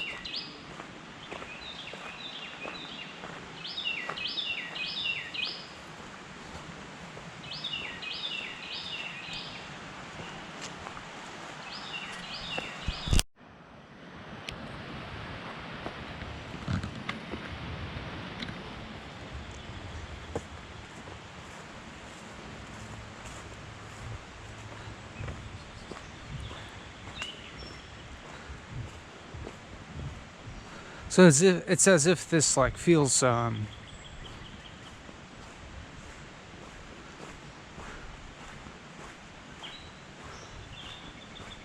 like strange and somehow almost impossible or something, but then also just completely obvious and unremarkable.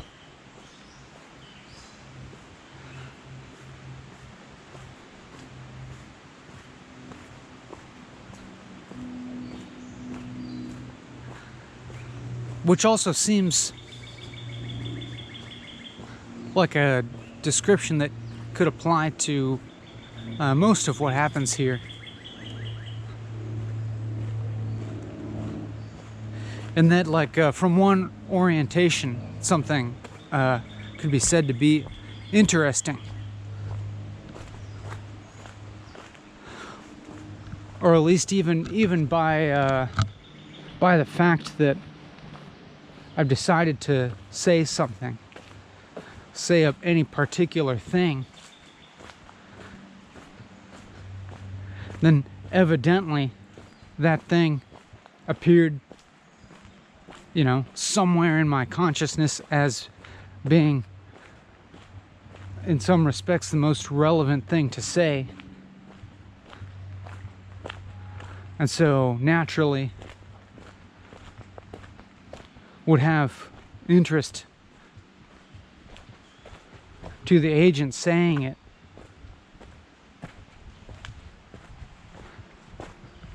But usually, you know, once after it's been said, it becomes pretty ordinary.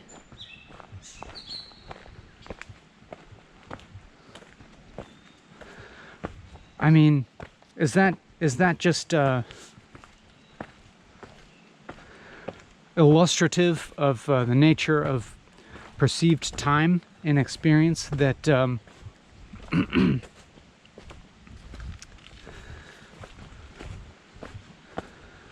where the nature of interest just has to do with the unknown coming into the known, and once it enters the realm of the known, it takes on the equivalent status of the past, which is kind of like the inalterable or the dead. And the aliveness of everything being said is has to do with its movement through the present, out of the unknown.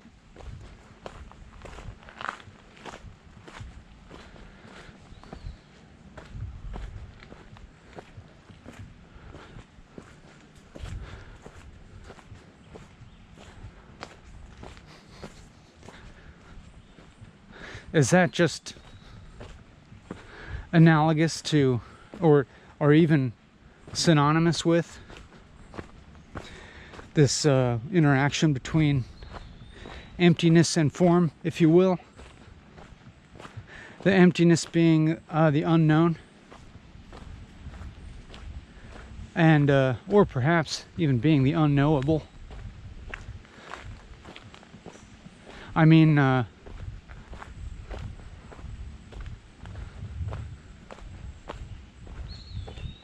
it's like there's always, it's like you couldn't have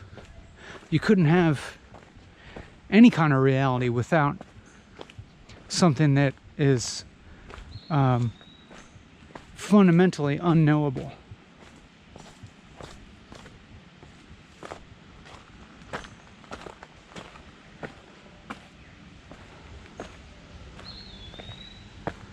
Right?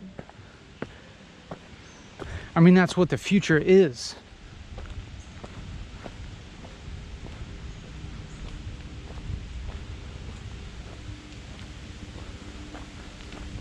And it's not like the future is, you know, just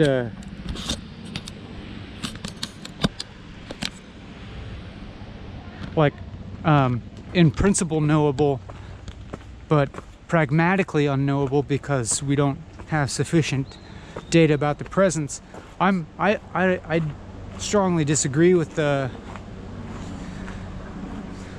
some kind of Newtonian deterministic view of the universe, in which, because just merely on the basis that it is in principle not possible to know everything about the present, because knowledge in itself is representation, as I said earlier, and that even the parameters by which we could possibly know something, like the position and velocities of all particles of matter, for instance,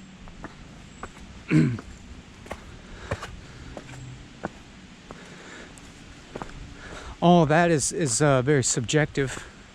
I'm saying those parameters of space and time and energy are subjective, as illustrated by quantum mechanics, that they're observer dependent.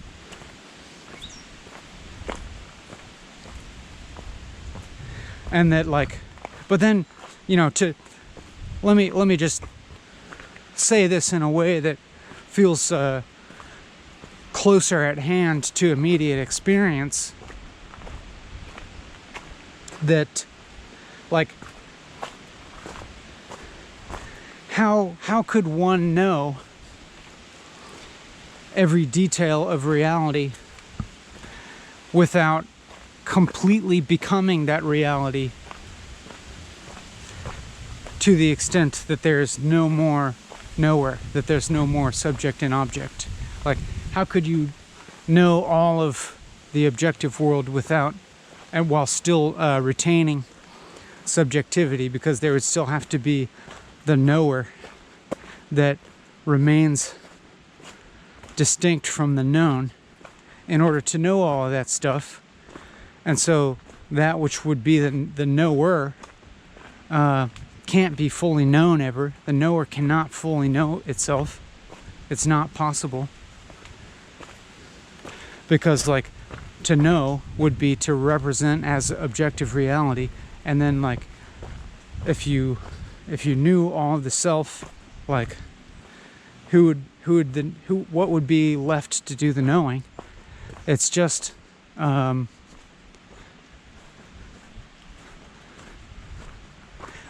the idea is contradiction in terms. That is of knowing. The idea of knowing, for instance, the position and velocity of all of matter, just for instance, is a contradiction in terms.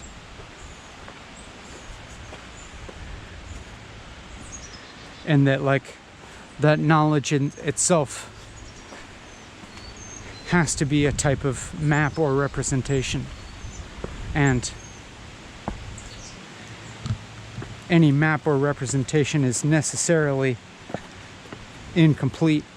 Not, it is necessarily a larger grain, lower resolution than the territory that it's mapping.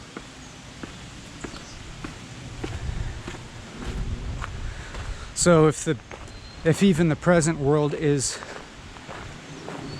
in principle, by definition, not fully knowable, how could the future be fully knowable? And then, furthermore, I'm suggesting that the concept or even the subjective reality of future itself is defined by its unknowability. That if you knew it, it would not be the future.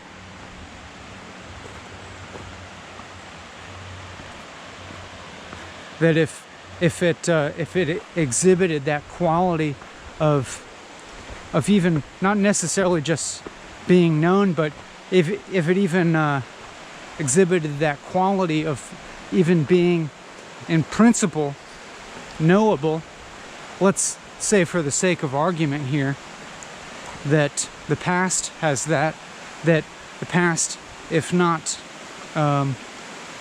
necessarily like fully known, or even if the past is also not fully knowable in the same sense that the present is not fully knowable, but the past is at least in principle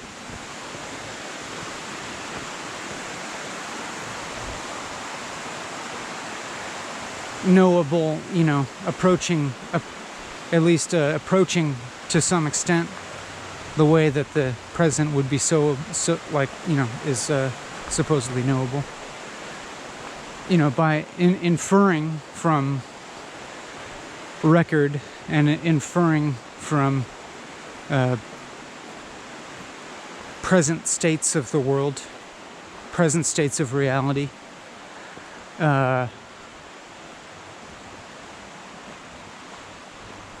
you can at least strongly infer certain boundaries on possible states of the past. Say, for example, if multiple newspapers that are archived around the world say that on a certain date in the year 1919 or something, some particular event happened. Then there's, and you talk to somebody who was alive then and remembers that, then there's erected some kind of boundary on the probable states of the past.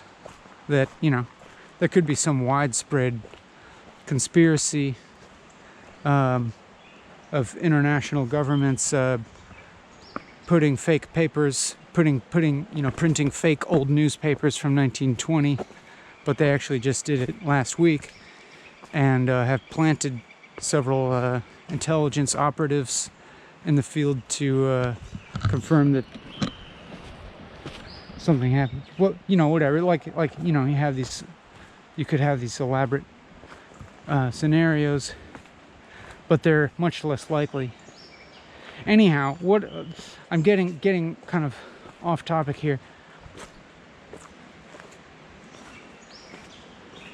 That if something exhibits this quality of, at least in principle, knowability, and then it seems to exhibit the quality of pastness to me, if you ask me.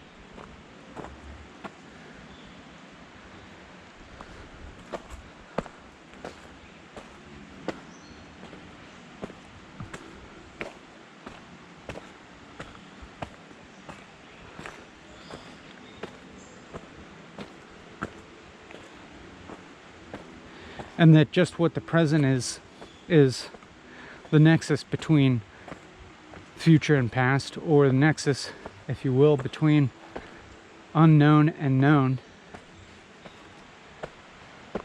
unknowable and knowable.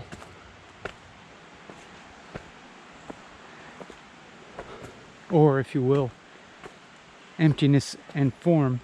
Like if you placing emptiness in the equivalent position as future, and form in the equivalent position as past, then you could place in the equivalent position of present, the present time, something like manifestation. The manifestation of emptiness into form. Or like, and I would place consciousness at this middle position as the nexus between unknown and known.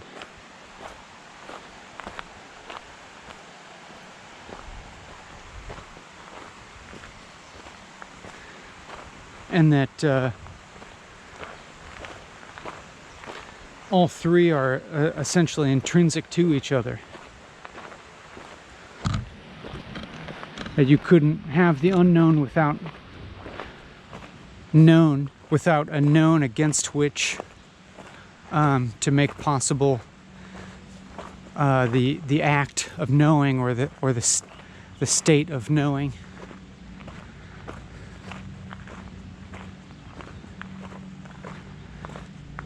That you couldn't have something like the known without this sort of like open potentiality of the unknown. You couldn't have the known without the space of unknown around it.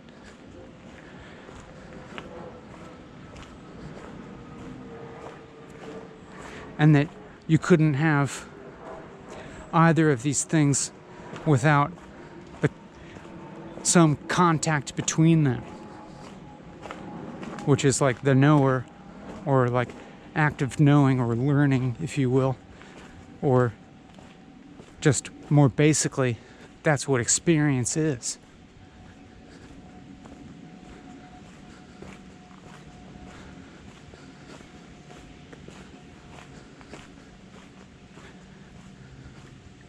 Like making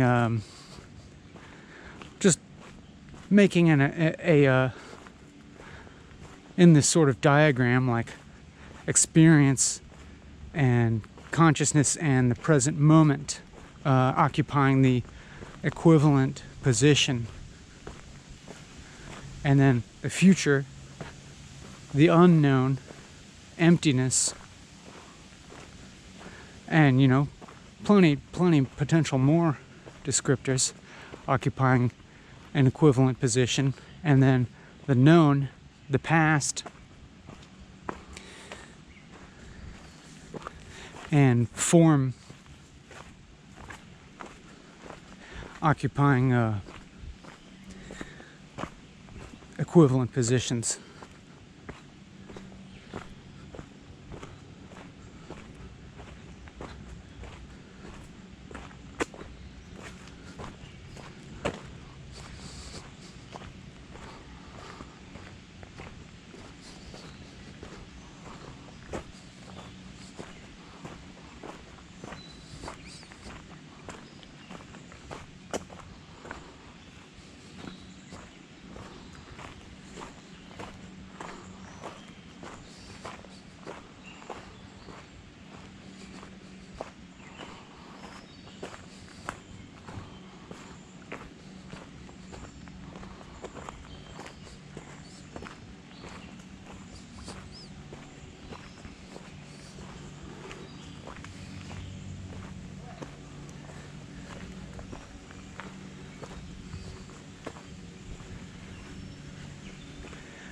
Or if, like, you'll permit me to become a little bit more fanciful, and a little bit more lax with this metaphor, like past being the map, the future being the territory, and the present being the navigator, the map reader, or map maker even. I don't know, but then that's getting a little fuzzy.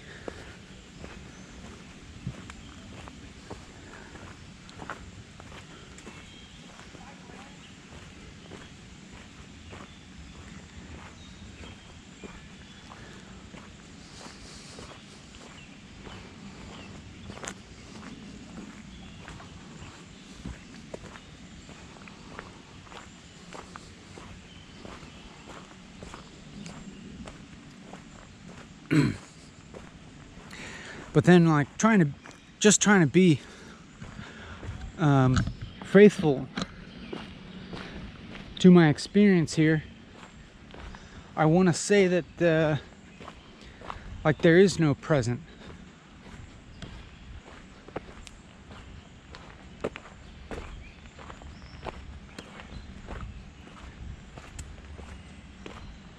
And that there isn't even experience.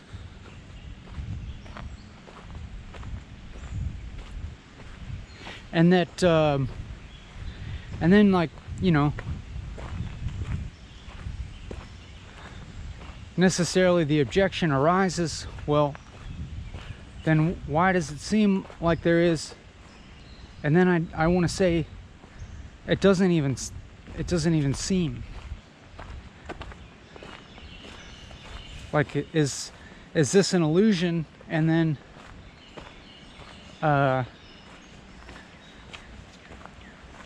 like this question, is consciousness just an illusion? And then it's the following question, the implied question: if it's an illusion, then who is it an illusion to?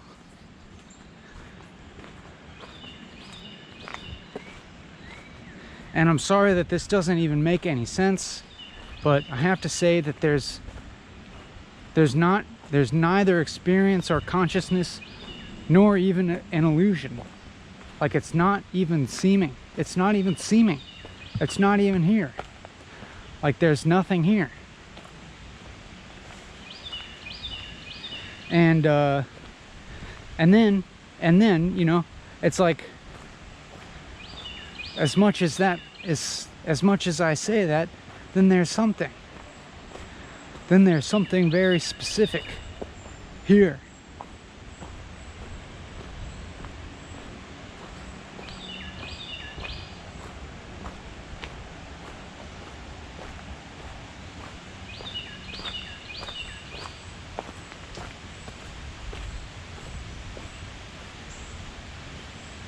And then the more that we go towards that something, we come up with nothing.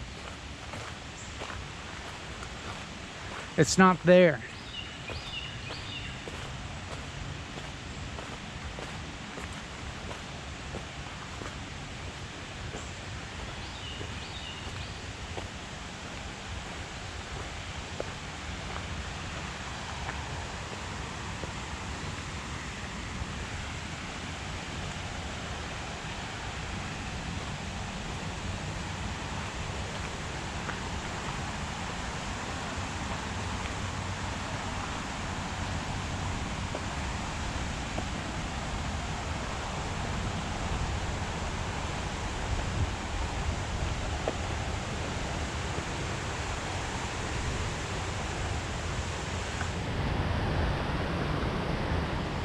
Like, there's not even transience. There's not even nothing. That's the problem, really. There's not even nothing here.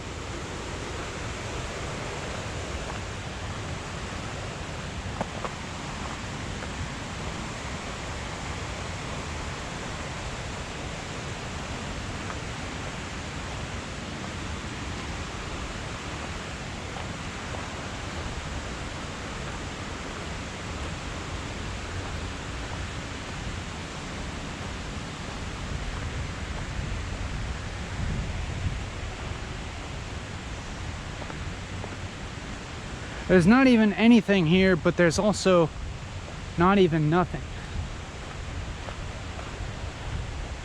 And so then there's something very specific, and then there's not.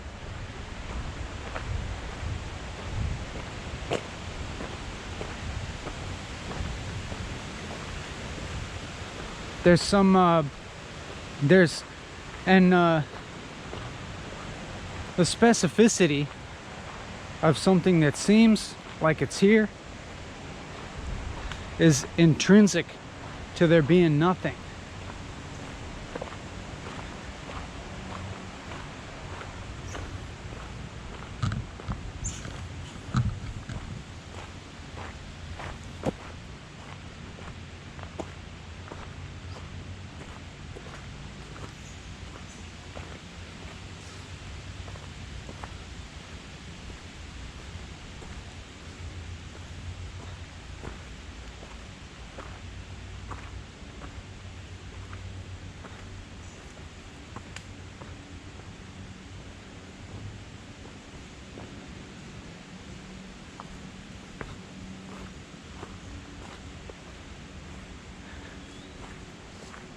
As in the specificity of the appearance of the world or whatever, you know, which is like inextricable from the specificity of the position of the perceiver in the world. You know, it's like, you know, that's well established enough that the specificity of the form of the world, if you will, has to do with the specificity of the supposed perspective that's present. And then, you know, the representation of the perspective haver is like, is specific to let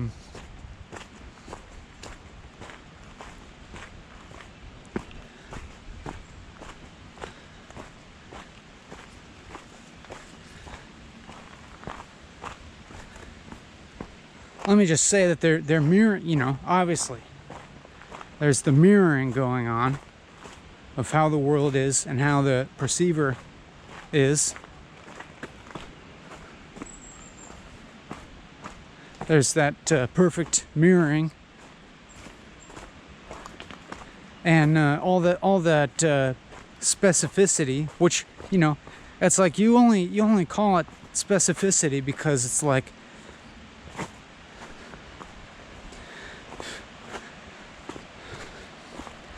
there's this construction of the idea of continuity through time.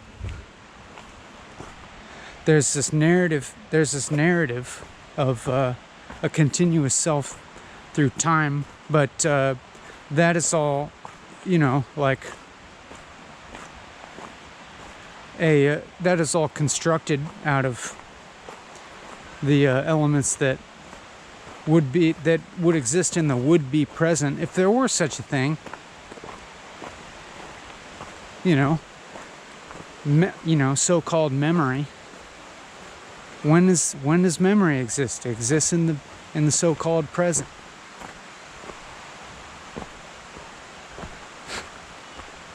When else?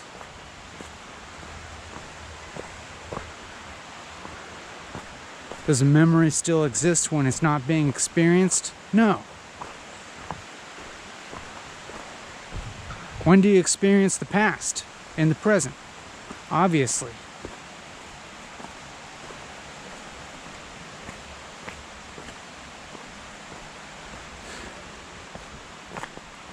But specificity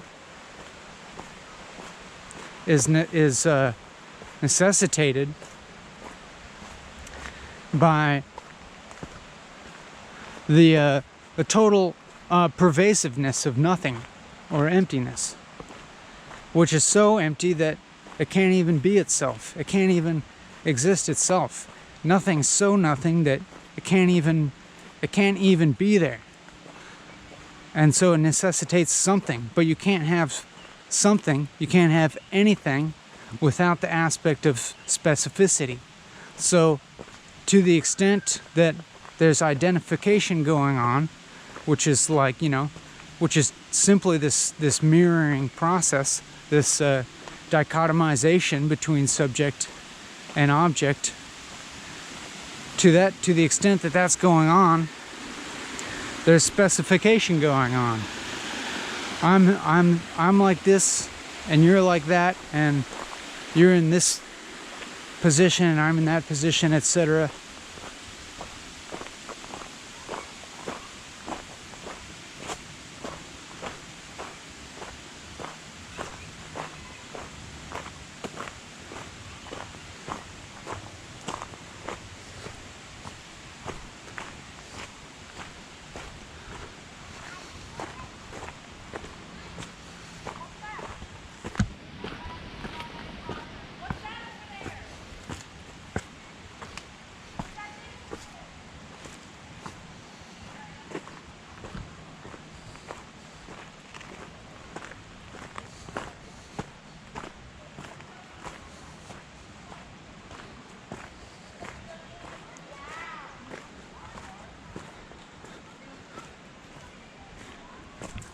And what specificity does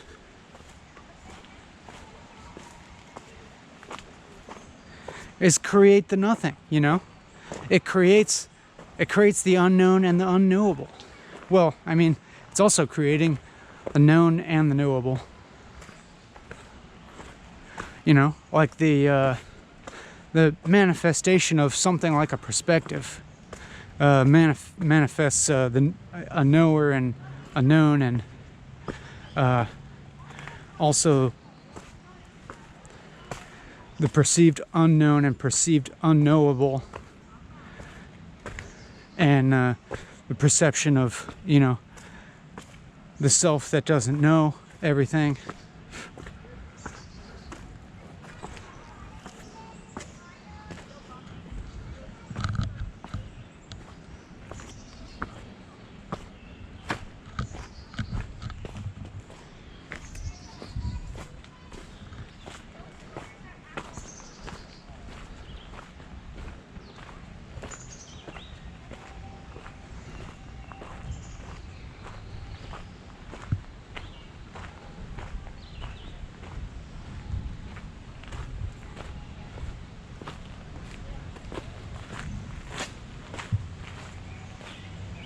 But it's like, you need that something in order for there to be something like a nothing. And like we said before, you've got to have this nothing for there to be apparently something. So it kind of seems like you don't need either, which would plunge you into just another level of nothing, which then would necessitate another level of something. Or at least maybe if we want to drop this binary of something and nothing, like there's still that combination thereof, or the nexus between thereof, or like the dichotomizing barrier itself expanding to encompass the two poles, which then you can describe alternately as nothing or as everything.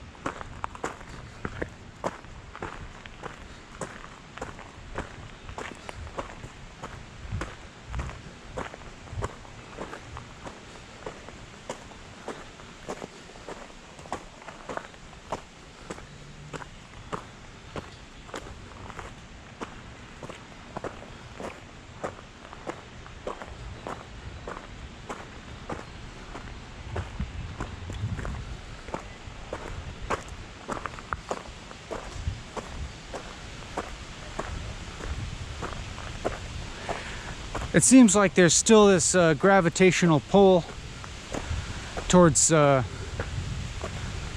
objective reality, which is fine.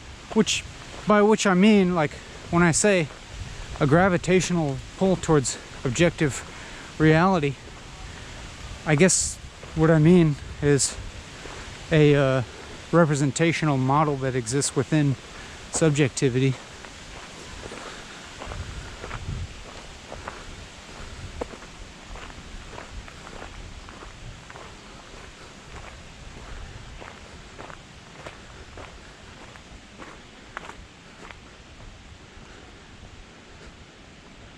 So I don't know, I guess that deflated that train of thought, or that train of thought deflated itself.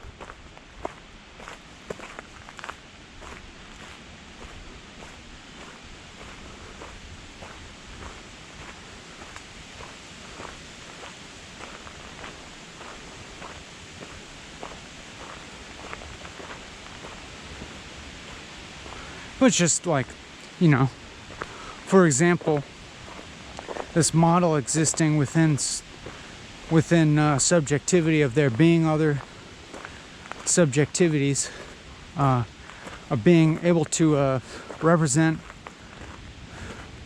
the sameness and difference of other subjectivities. So, you know, for instance, observing another person and surmising that there is some level of basic sameness in their human experience to my human experience, and that there are aspects also that differ, and that they have a different point of view, different experiences, different things that they know, different ways that they think, etc.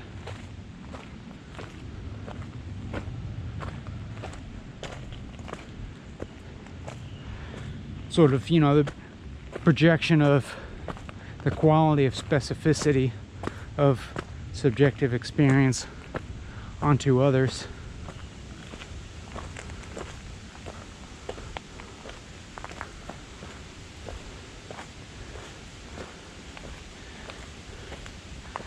And then still the temptation is that there's like an empirical world that exists independently of all subjectivities, and it's only a matter of how faithful the various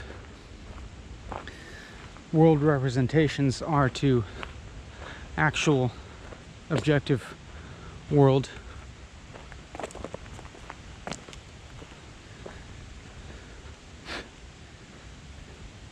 But then taking into account that very concept itself has a specificity to it that wouldn't necessarily be shared by all forms of subjectivity, is strange.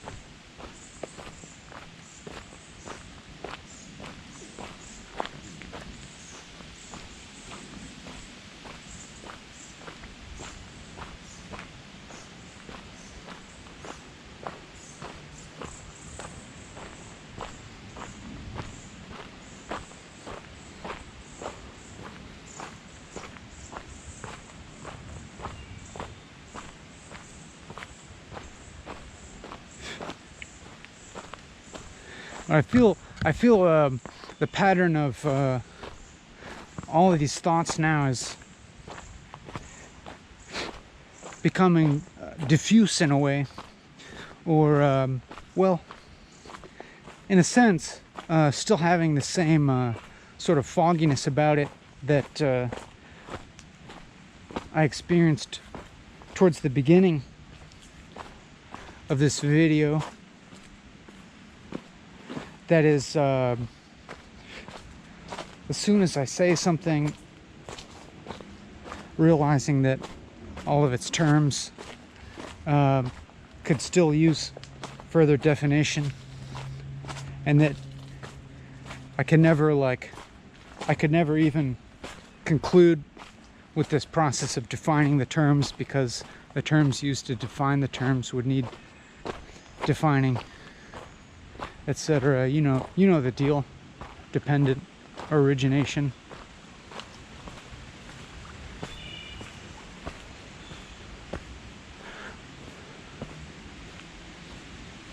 But it's more accurate to say something like there's just like movement of thought.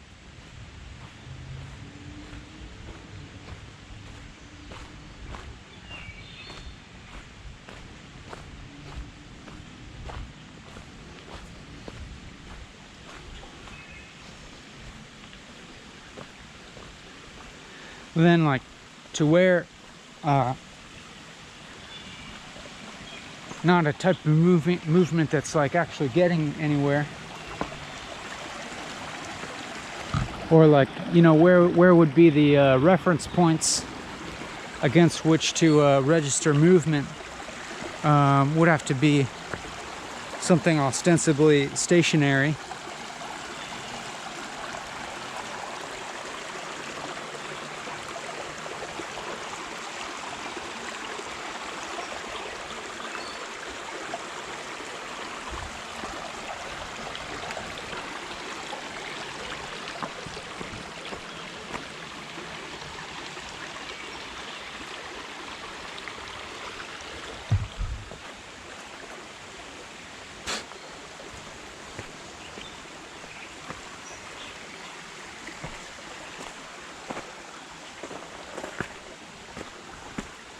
So even like the notion of movement of thought is a little presumptuous, I would say.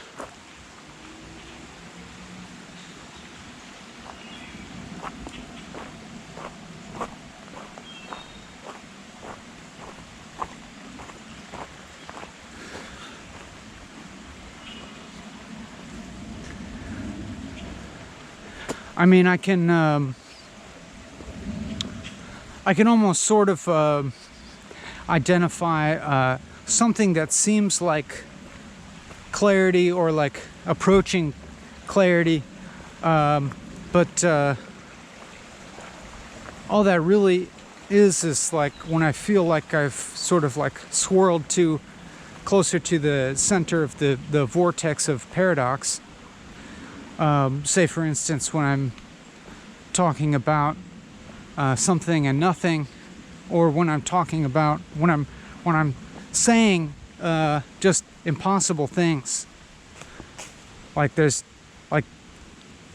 just nothing even here. There's nothing at all, including itself.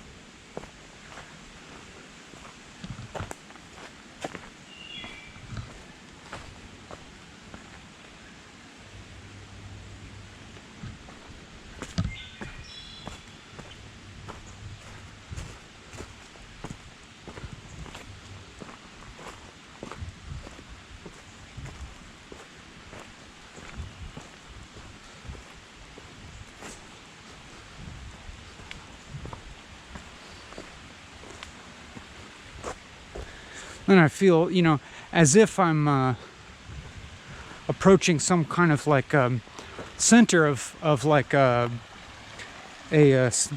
something with centrifugal force, like if I'm approaching the center of like a tilt-a-whirl, and experiencing a relative absence of velocity slash gravity that exists, you know, perfectly in the center, but that being a necessarily unstable position, that there's constantly a gravity towards something like the manifestation of dichotomous types of thinking, which is what I'm saying is like any type of thinking at all, is inherently dichotomizing,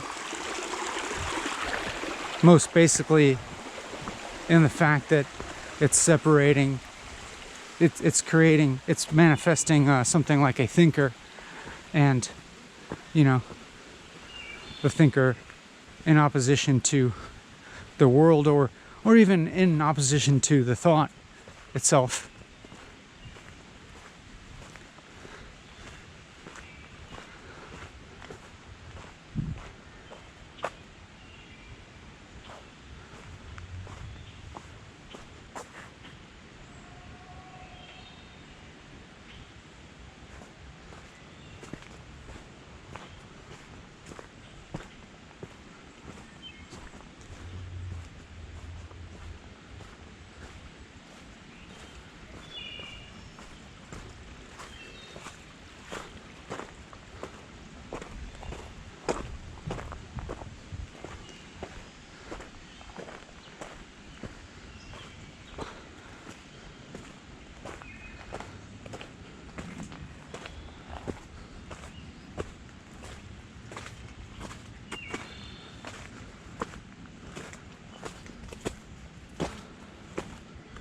Like that center, you know, it's like if you want to deposit an exact center of anything,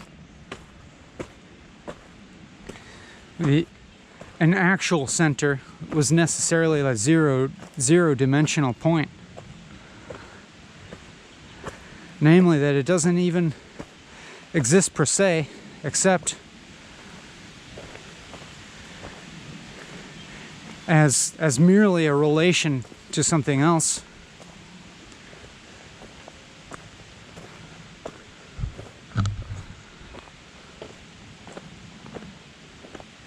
But then, you know, trying to locate even some aspect of something else is the same kind of problem,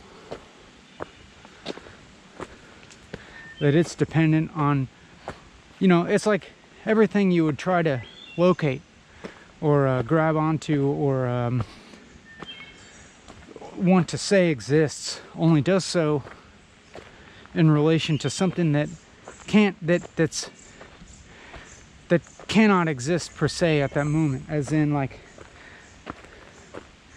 anything to have like apparent existence. And that's to the extent where I want to say that nothing even has apparent existence. Nothing even appears to exist. Honestly. I mean, not that there's something like honesty.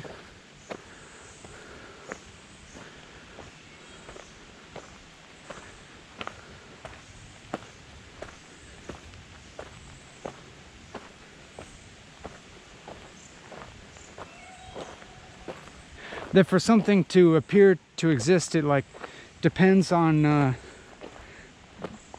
these references that themselves have to be like beyond the periphery of your attention. You know what I mean? That everything depends on something else, and else being necessarily like not exactly here, not exactly present, not exactly existing.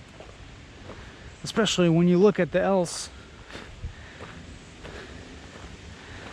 then it's the something, and the something you know, is dependent on the other things, and blah blah blah.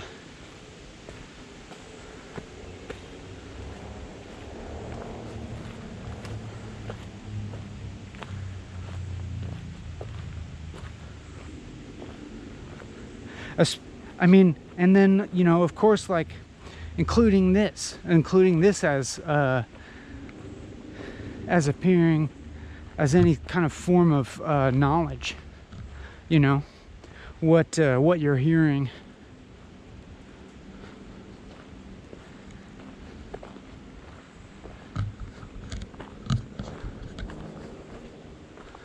Like for what you're hearing, I mean, not only just to be heard and like registered as something like speech, or registered as having meaning, you know, like the even like syntax of words, or there even being anything referred to by the speaking, even if that anything is nothing, even if there's a nothing being referred to, that begs the fact that there is something like a referring going on, which needs these other reference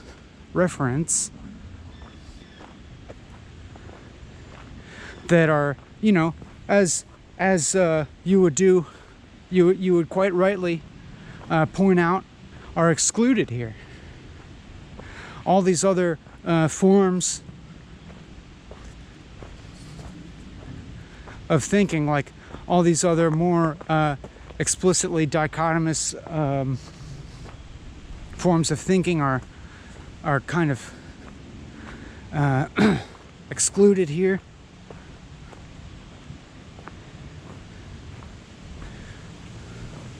Certain, like, you know,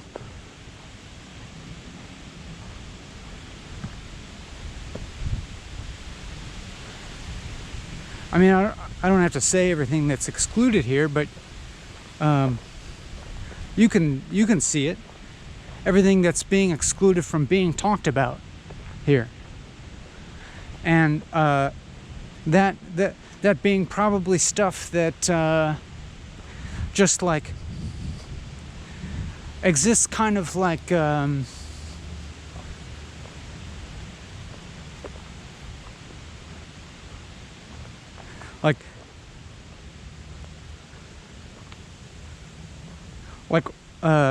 in an orthogonal type of logic as this one, or just, you know, just having different logics that like, for example, do not result in paradox. Even though, you know, honestly, if I think about anything at all in this context, it will actually boil down to paradox. But that's me. That's just me.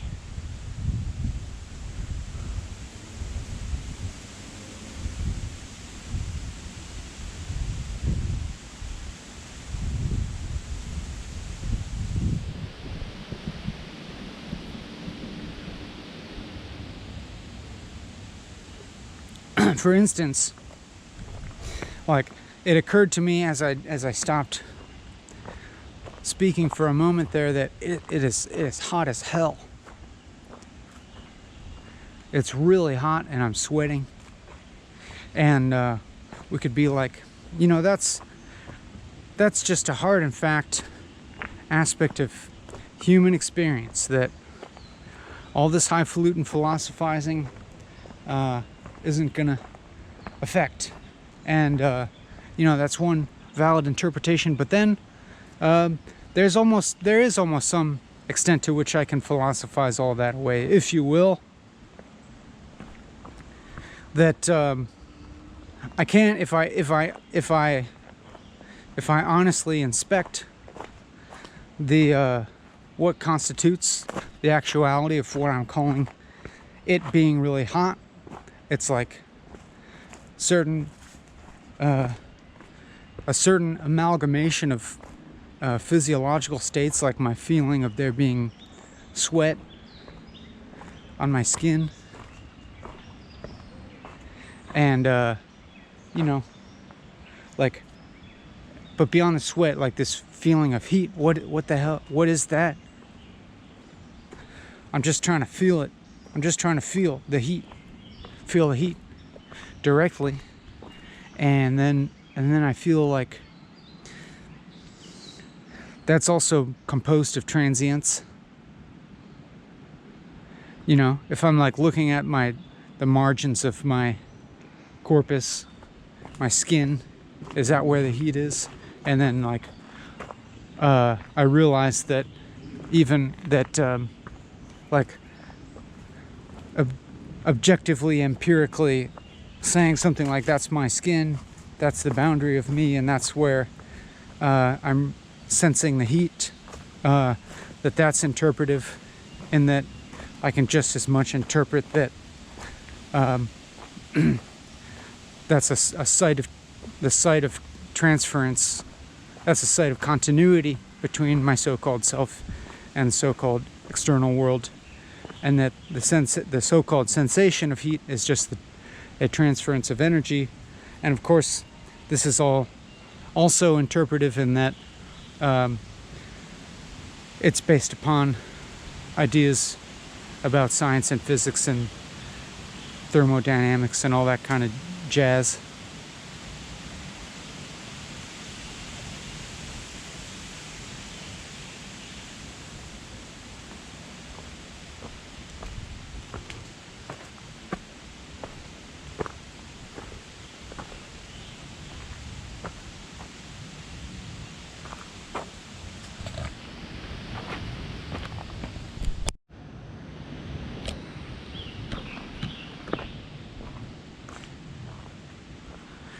And then we'll, correctly observe that however much we can seem to philosophize that away, that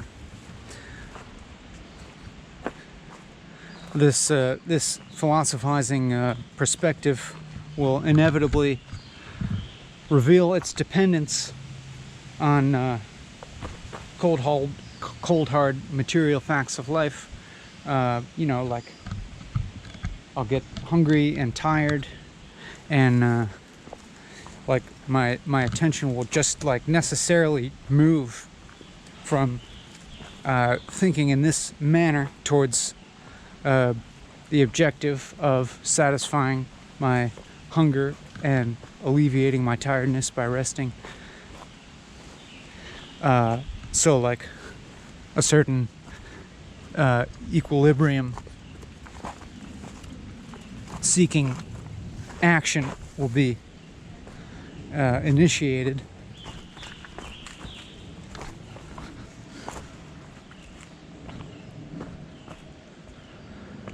And so it's like in the sense that even the persistence of something like my body, my physical corpus, is predicated up on what you might call higher level representational thinking and concepts, and that my concepts of what food is and how to attain some, and however you want to define concept, even if you consider it as some more instinctual or physiological sort of amalgamation of sensory perceptions and so on. Like however you want to define that. Perception, conception, abstraction are all in some sense involved in maintaining my physical corpus, my body, and then also all that stuff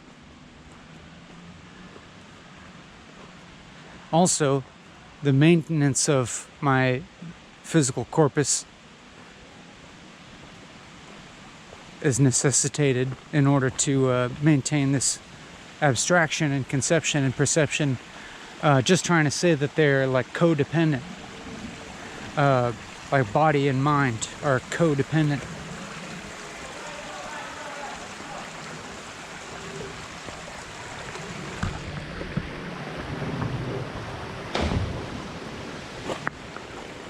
The way that it seems like everything's codependent.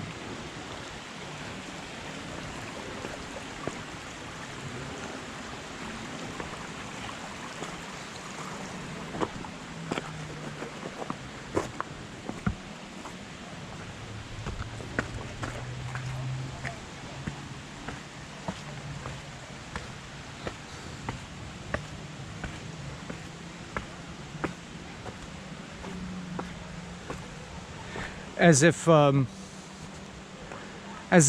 one or the other isn't even like real, as if you can always posit one of those as being the more real than the other, as in if I posit my body as being a perceptual and conceptual construction, then it would imply the mental aspect is more real. But then if you want to talk about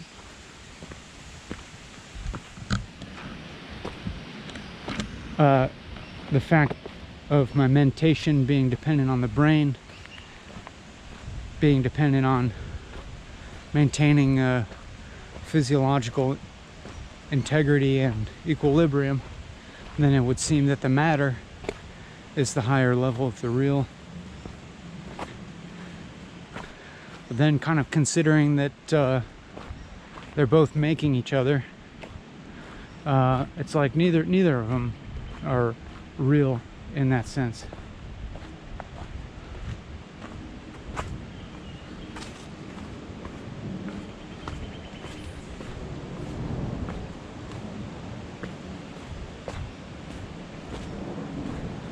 But you know, this is all rehashing. This is boring at this point. This is like this all becomes so boring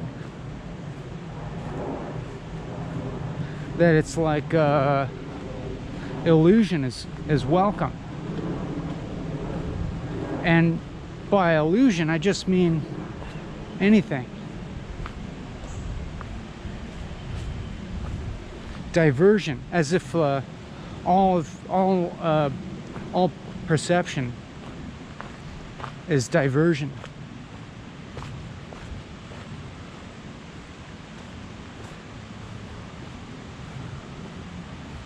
All perception is illusion.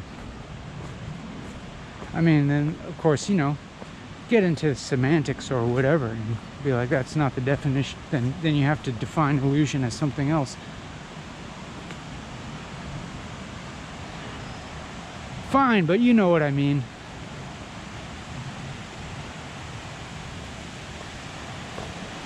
That everything's fake, and that's a welcome relief.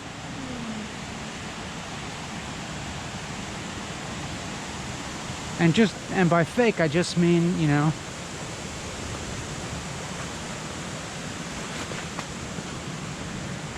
fake.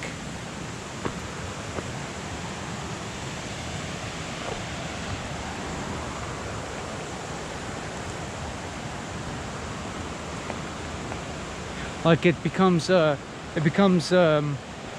increasingly like a temptation to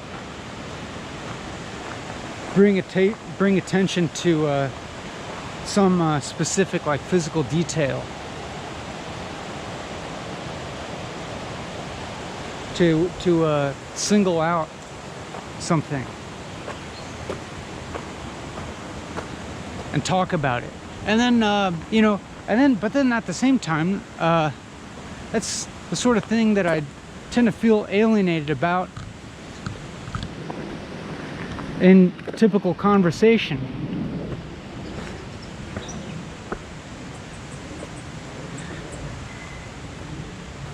That so often in normal conversation, I feel nothing at stake.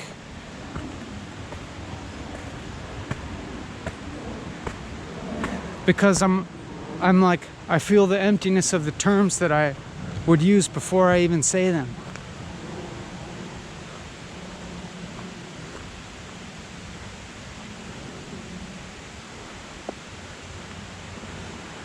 And so I just have nothing to say, but then, you know, it's like I go ahead and force myself to say things in a conversation anyways, you know.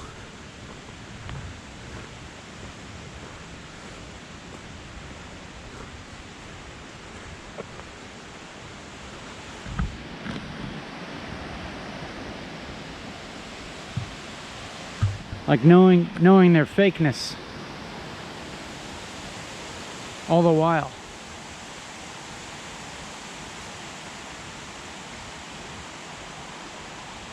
Kind of like this, but it's like this. But this is just like an extended version of that. Or at least this is maybe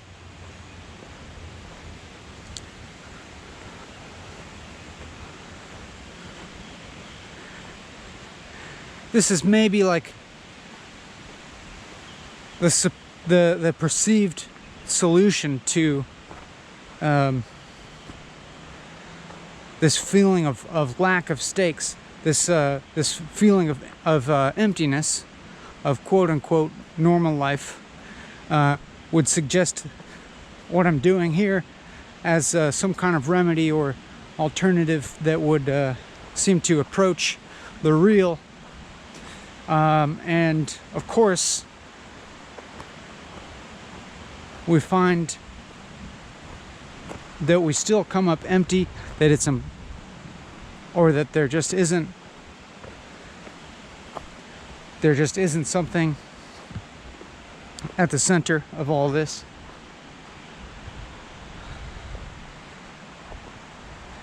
But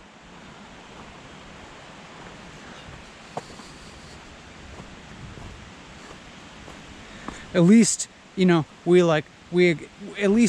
exercise and exhaust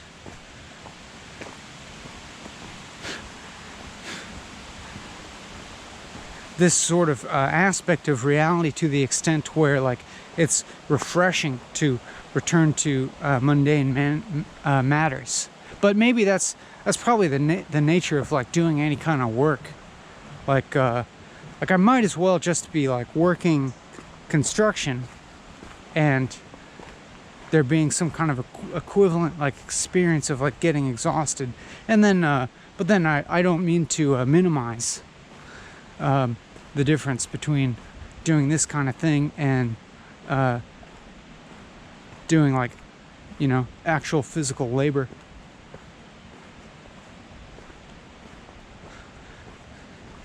Or I don't mean to downplay the important differences between what I'm doing and other forms of labor. And then if you want to, you know, like calling, not even presuming to call what I'm doing labor.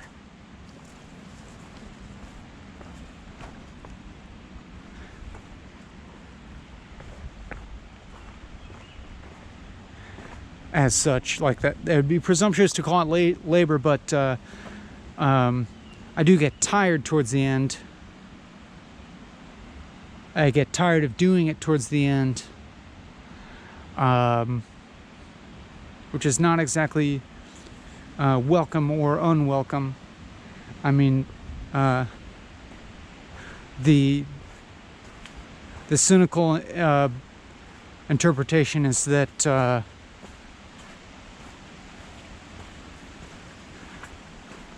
like this is the quintessential like first world problem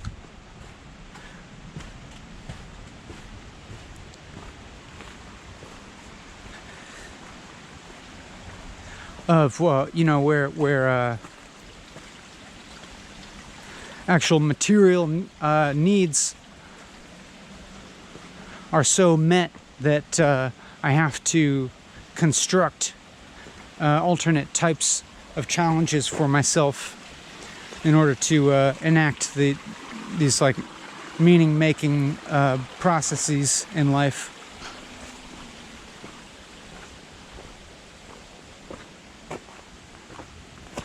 You know, this classical thing that, like, if I don't have a practical problem, then I have an existential problem, which is you know, that's one very that's a pretty valid way of saying it. I think that concurs a lot with what I'm saying.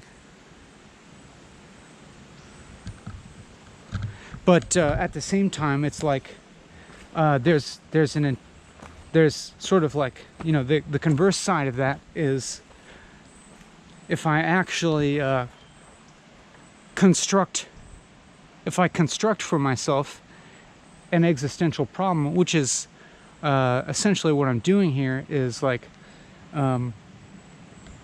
putting myself in this position of continually confronting problems of a mental nature that I'm also continually creating for myself through this process. That is kind of like, in a sense, I think I believe this, that this is an elective shaping of the way in which the problematic nature of reality presents itself to me, and that, like, I could be electing to face this problematic side of reality in ostensibly more material terms of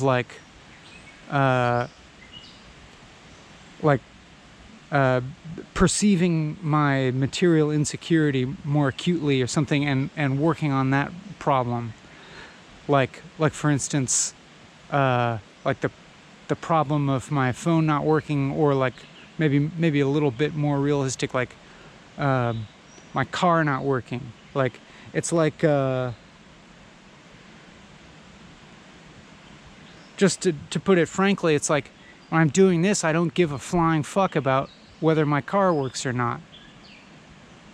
It's like I just, I rode my bike here. And then of course, like the functioning of my bike is then like implicated as a concern, and so like I have to acknowledge that I did spend like a couple days like fixing my bike up after my car broke down. But then like I'm knowing all the while that I can either address the problem by like getting my car fixed, or fixing it, or buying a new car, or etc., etc., and confront that problemness, or like let that go and just take the simplest route to just walking and talking, like the route of least resistance towards a mental or philosophical or existential problemness, which in the presence of all of this, to the extent you want to call it a problem is up to you, but then to the extent that I place myself in this position, I am at least temporarily kind of shielded, or not necessarily shielded, but just like, or distracted, if you will, or just like removed from the practical concerns. And I mean, this is easy enough to see, like that the problems in life can, as real and physical and material as they might seem, there's always a kind of like subjective and perceptual dimension to them, where it's like that can seem like a material problem to one person, and it could just be totally fine to another person, and then oh, there's a oriole over there.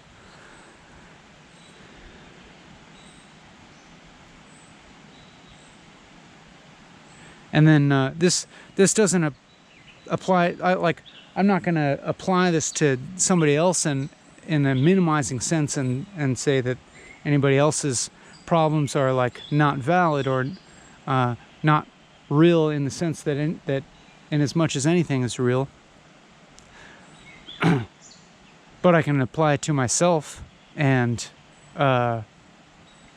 just for instance, that like observe that my material circumstances would be a boon to many people, and they would be intolerable to many people. Like, many people in the world would perceive the way that I live materially as like destitute poverty, and then many other people in the world would perceive it as like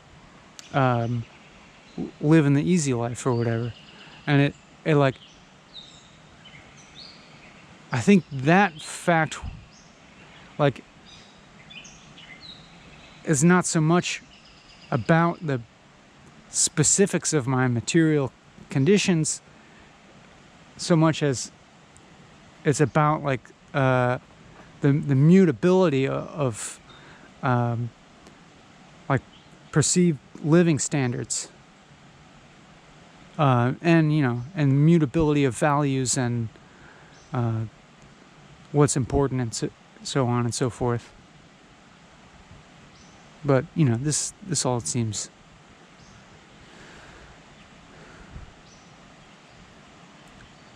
kind of pointless to talk about. But it's material, you know. All I have to do is keep talking. This is just a matter of generating material, verbal material, talking, filling space. That's all that's at stake really here. Filling space with words.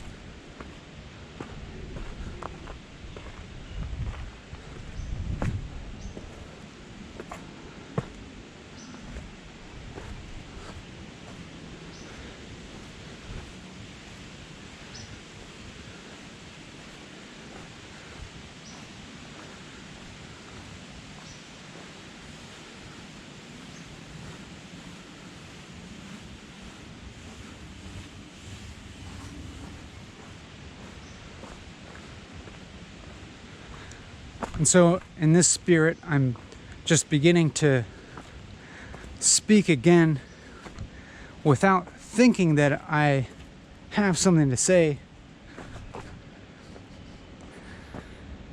And of course,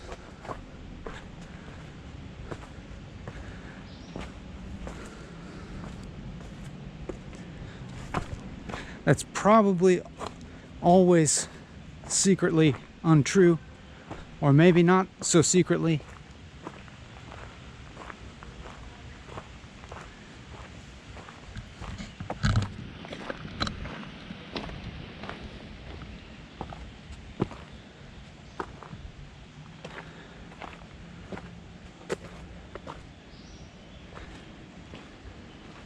But now it's almost like, for some reason, continuing to feel like a problem of not having something to say, as in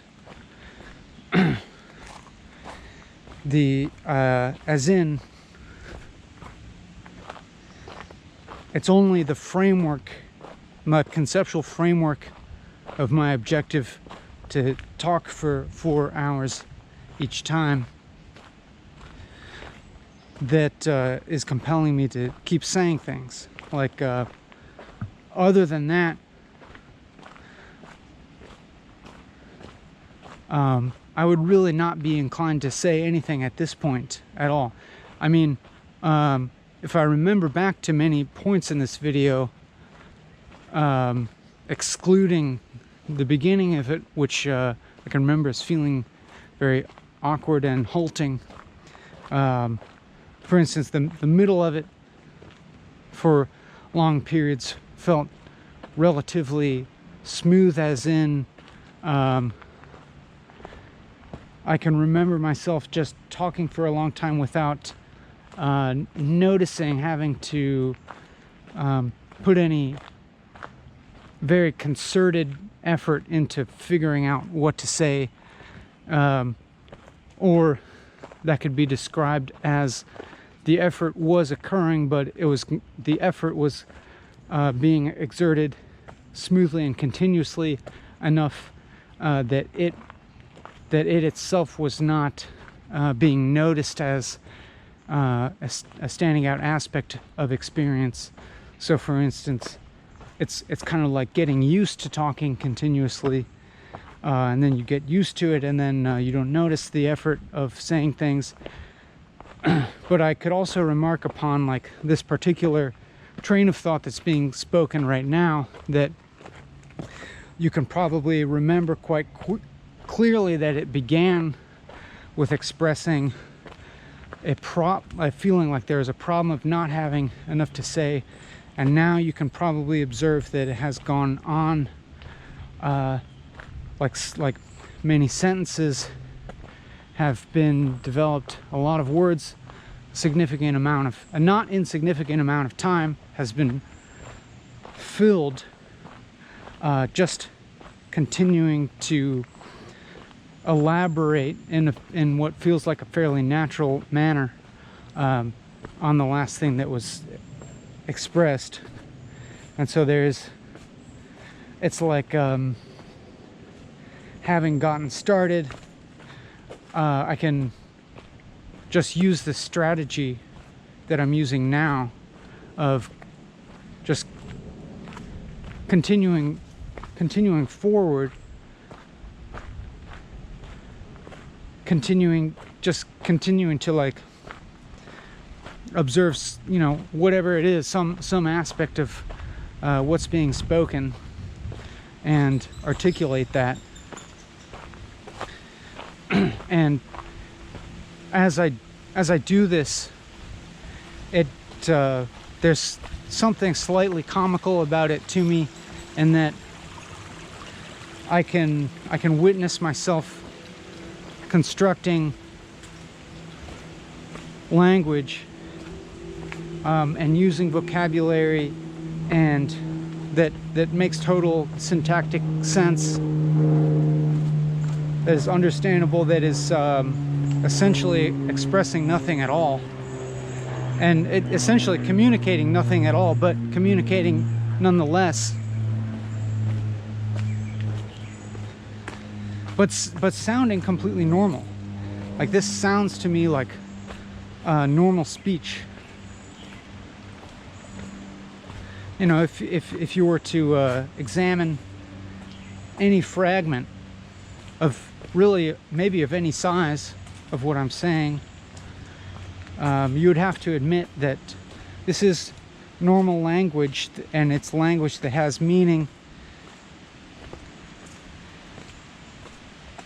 even though it may be self-referential language. It's pretty standard language nonetheless. But I guess it's not abnormal to point out that in its self-referential nature, it could be said to be ultimately meaningless,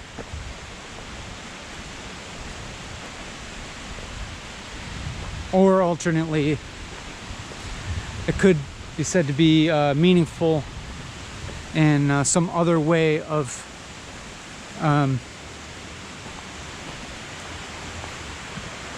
some type of meta meaning, of either being taken as metaphor or as shedding light on some aspect of language or human experience, or on communication, or something like that.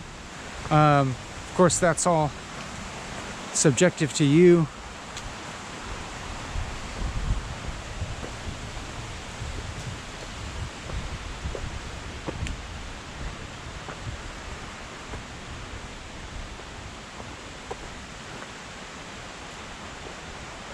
no matter how many times I do this walking and talking, I don't feel as if I've mastered anything.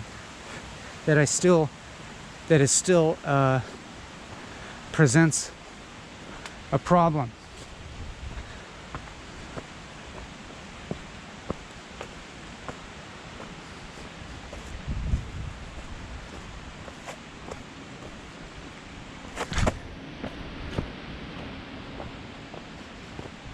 And then, of course, that's kind of necessary for it to have any kind of life. For it to continue at all.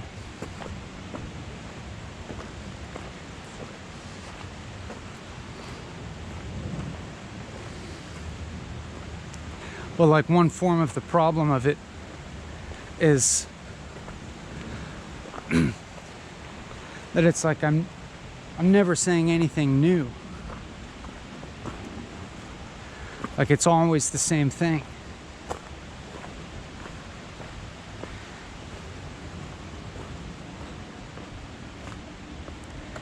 And so it presents this, apparently problematic nature of being always rehashing the same ground and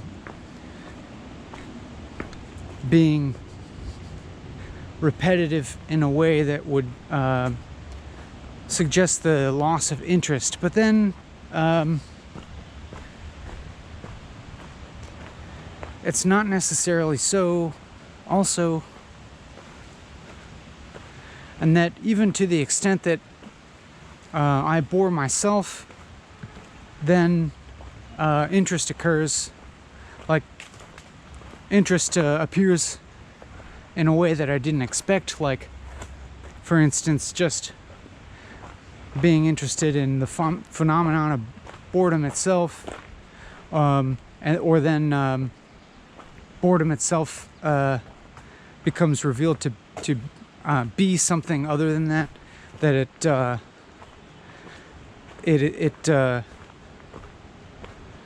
the boredom itself is pointing towards something of interest, or pointing to the extent that it's undesirable, then it implies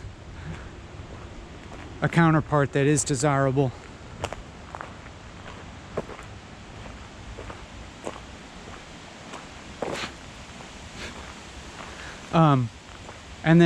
But then also its counterpart that would be desirable, even it, when investigated fully, loses its sheen of desirability, and what would be boredom itself becomes fine, becomes completely interesting.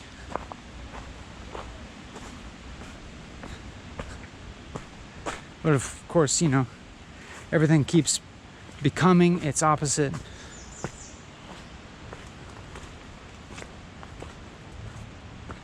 Including stuff like acceptance, or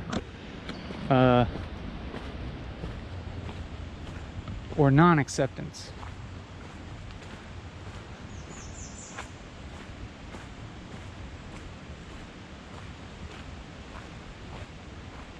Or coherence, like taken to its endpoint, becomes incoherence or decoherence.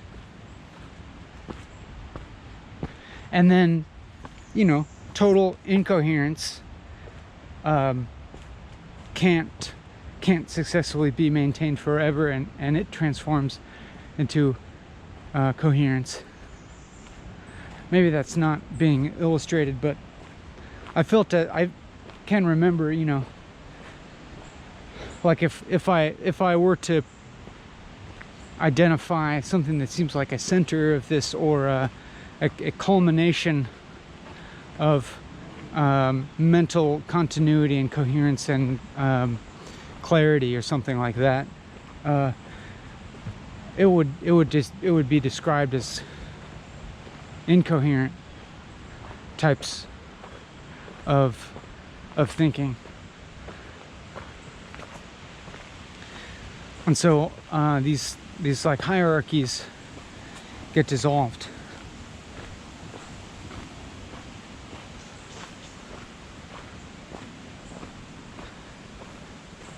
But like now I listen to myself saying all these things that sound a little bit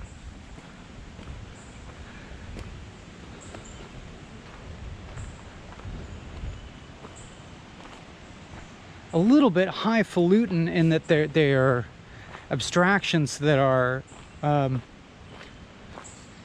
pretty interpretable.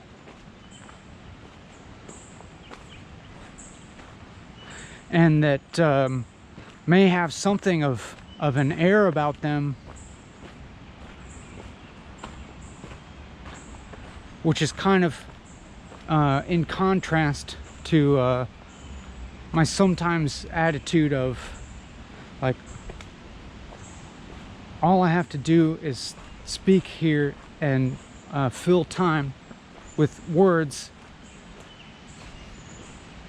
I mean, I guess there are other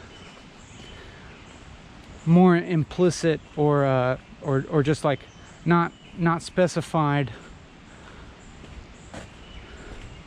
rules of speech that I have been following that might be better described by you than by me,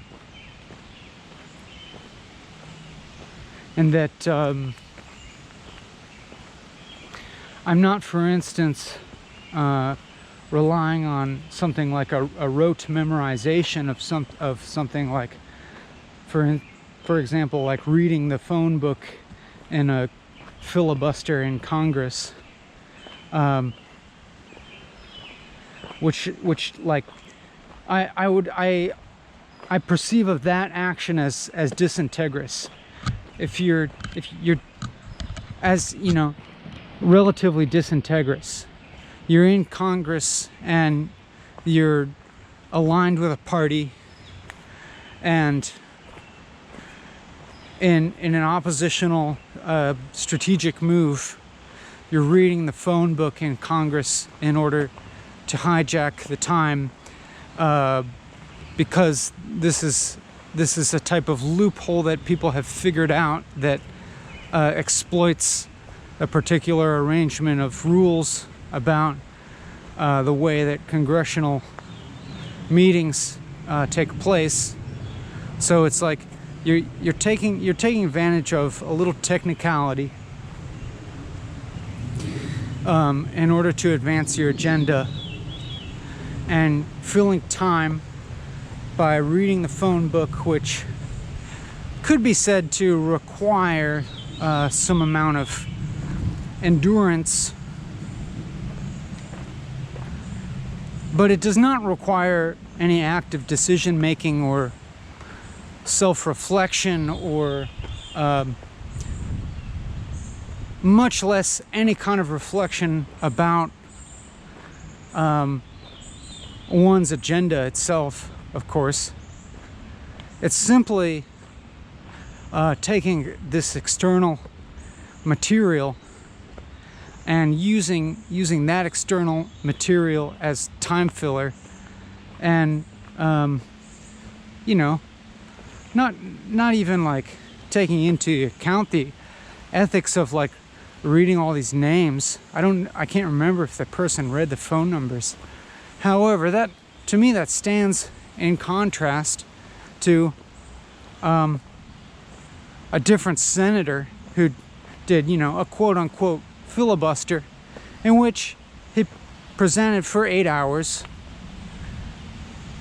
actual information regarding things like wealth inequality and poverty in the United States, all these things that were relevant to the policy decisions that were at play.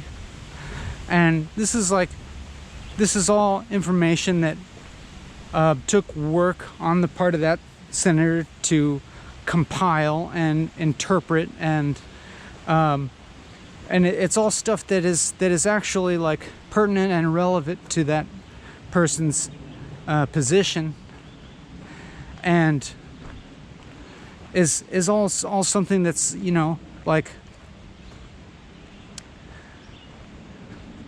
something that person believes in. And so it's like, at that point, it's even questionable. It's still, you know, probably a filibuster. It's still effectively a filibuster, but it's to the point where it's questionable. It could also be, that's to the point where it could also be interpreted as a person presenting information that they genuinely feel is pertinent and relevant and to the conditions of a lot of people's lives. That there's something more at stake there. And so I suppose that maybe an unwritten ideal or something that I have in mind when I'm doing this is to expose myself to the actual uncertainty of what I'm going to say. That's not read from somewhere. To actually like expose myself to myself in the process of exposing myself to the public or to you.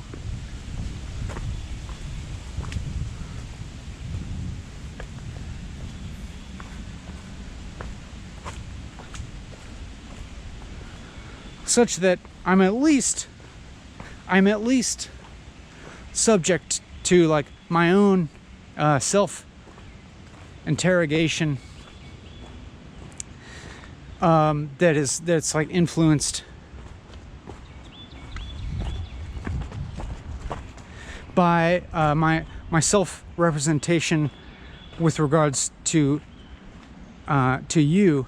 That is, whatever my interpretation of the public eye that would view or listen to this plays significantly into the ongoing decisions I am making as to what to say. And so the factor of embarrassment at what's being exposed comes into play, at least. Even if there's some extent to which this is shameless. That even to the extent to which the whole premise is ridiculous. That I would fill so much time with words and publish this on the internet.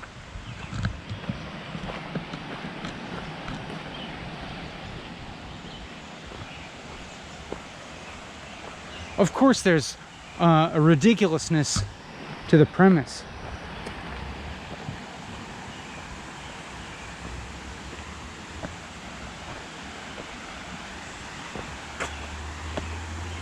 But honestly, it is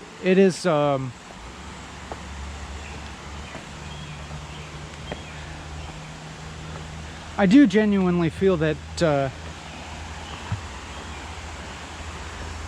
the spirit of this process reflects something that I genuinely feel about the nature of human experience, and I do wish to at least make it available to see how other people would, reflect against it, or to see if how other people respond to it, if it resonates, or if it seems completely insane, or a little from column A and a little from column B.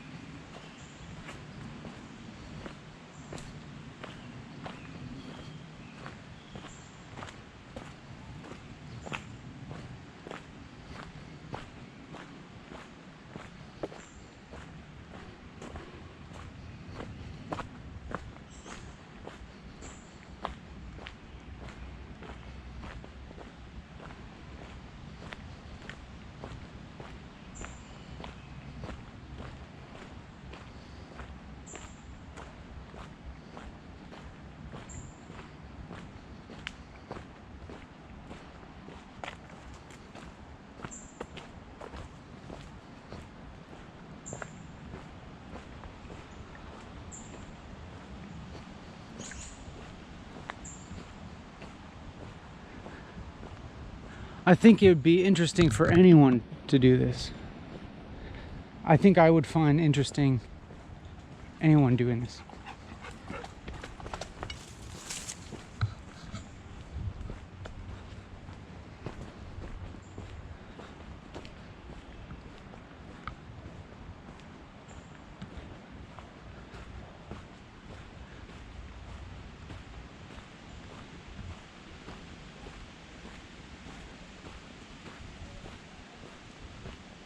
And maybe I'd feel I mean, I'm only just kind of guessing.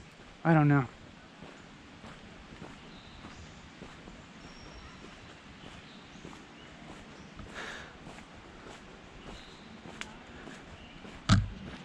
That if I were listening to someone else do this, then maybe I'd feel some similar combination of like of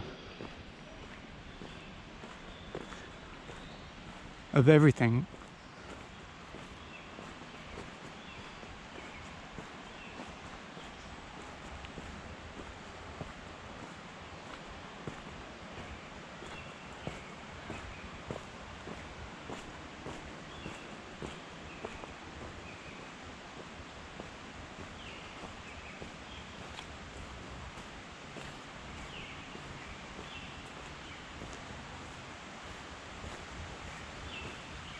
I was gonna say of like embarrassment, but also, I mean, that's kind of like what I feel a lot of.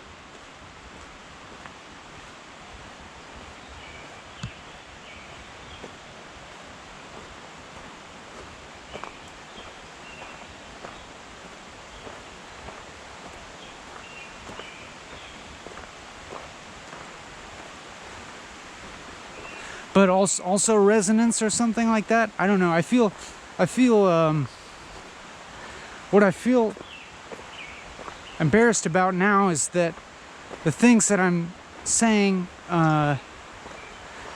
feel as if they have strayed from some ideal that I hold of speaking more objectively about experience or something. That they're let me put it this way, that they're straying into like the conjecture or like the subjunctive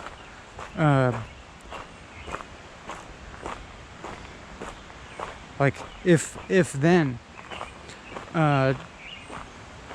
types of world representation of if the world were this way, then maybe I would. Is that subjunctive? I can't remember the names of all the tenses.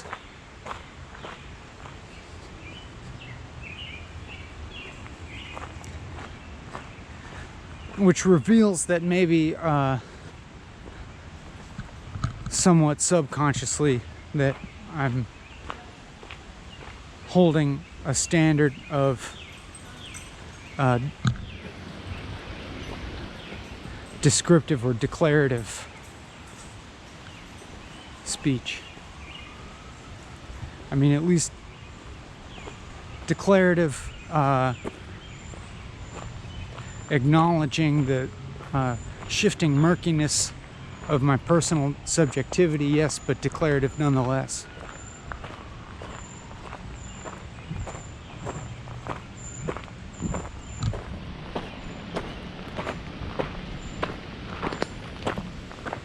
Maybe that's wrong. Maybe that's incorrect.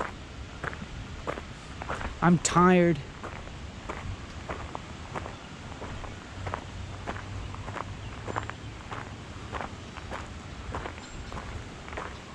And hot. And I think it's time to end.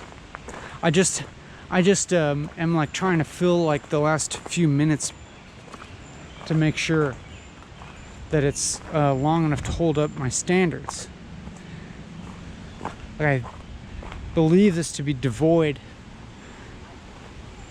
of value other than, types of value that might occur to you that are not accessible to me right now.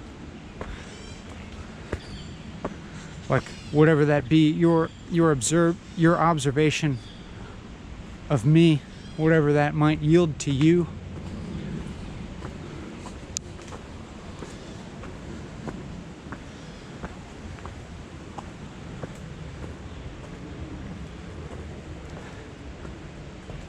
It's just a guess because I can't, it's hard for me to imagine what that might be at this point.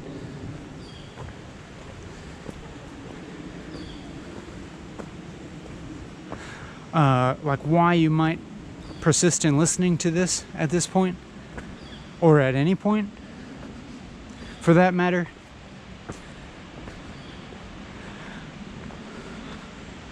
But if it seems so difficult to me, maybe that's merit in itself. I mean that it takes, it's strange, right? To persist in seeing or hearing something that you perceive as pointless. I don't know where. I think I'm physically lost here. It's probably time to stop this and figure out where I am. All right.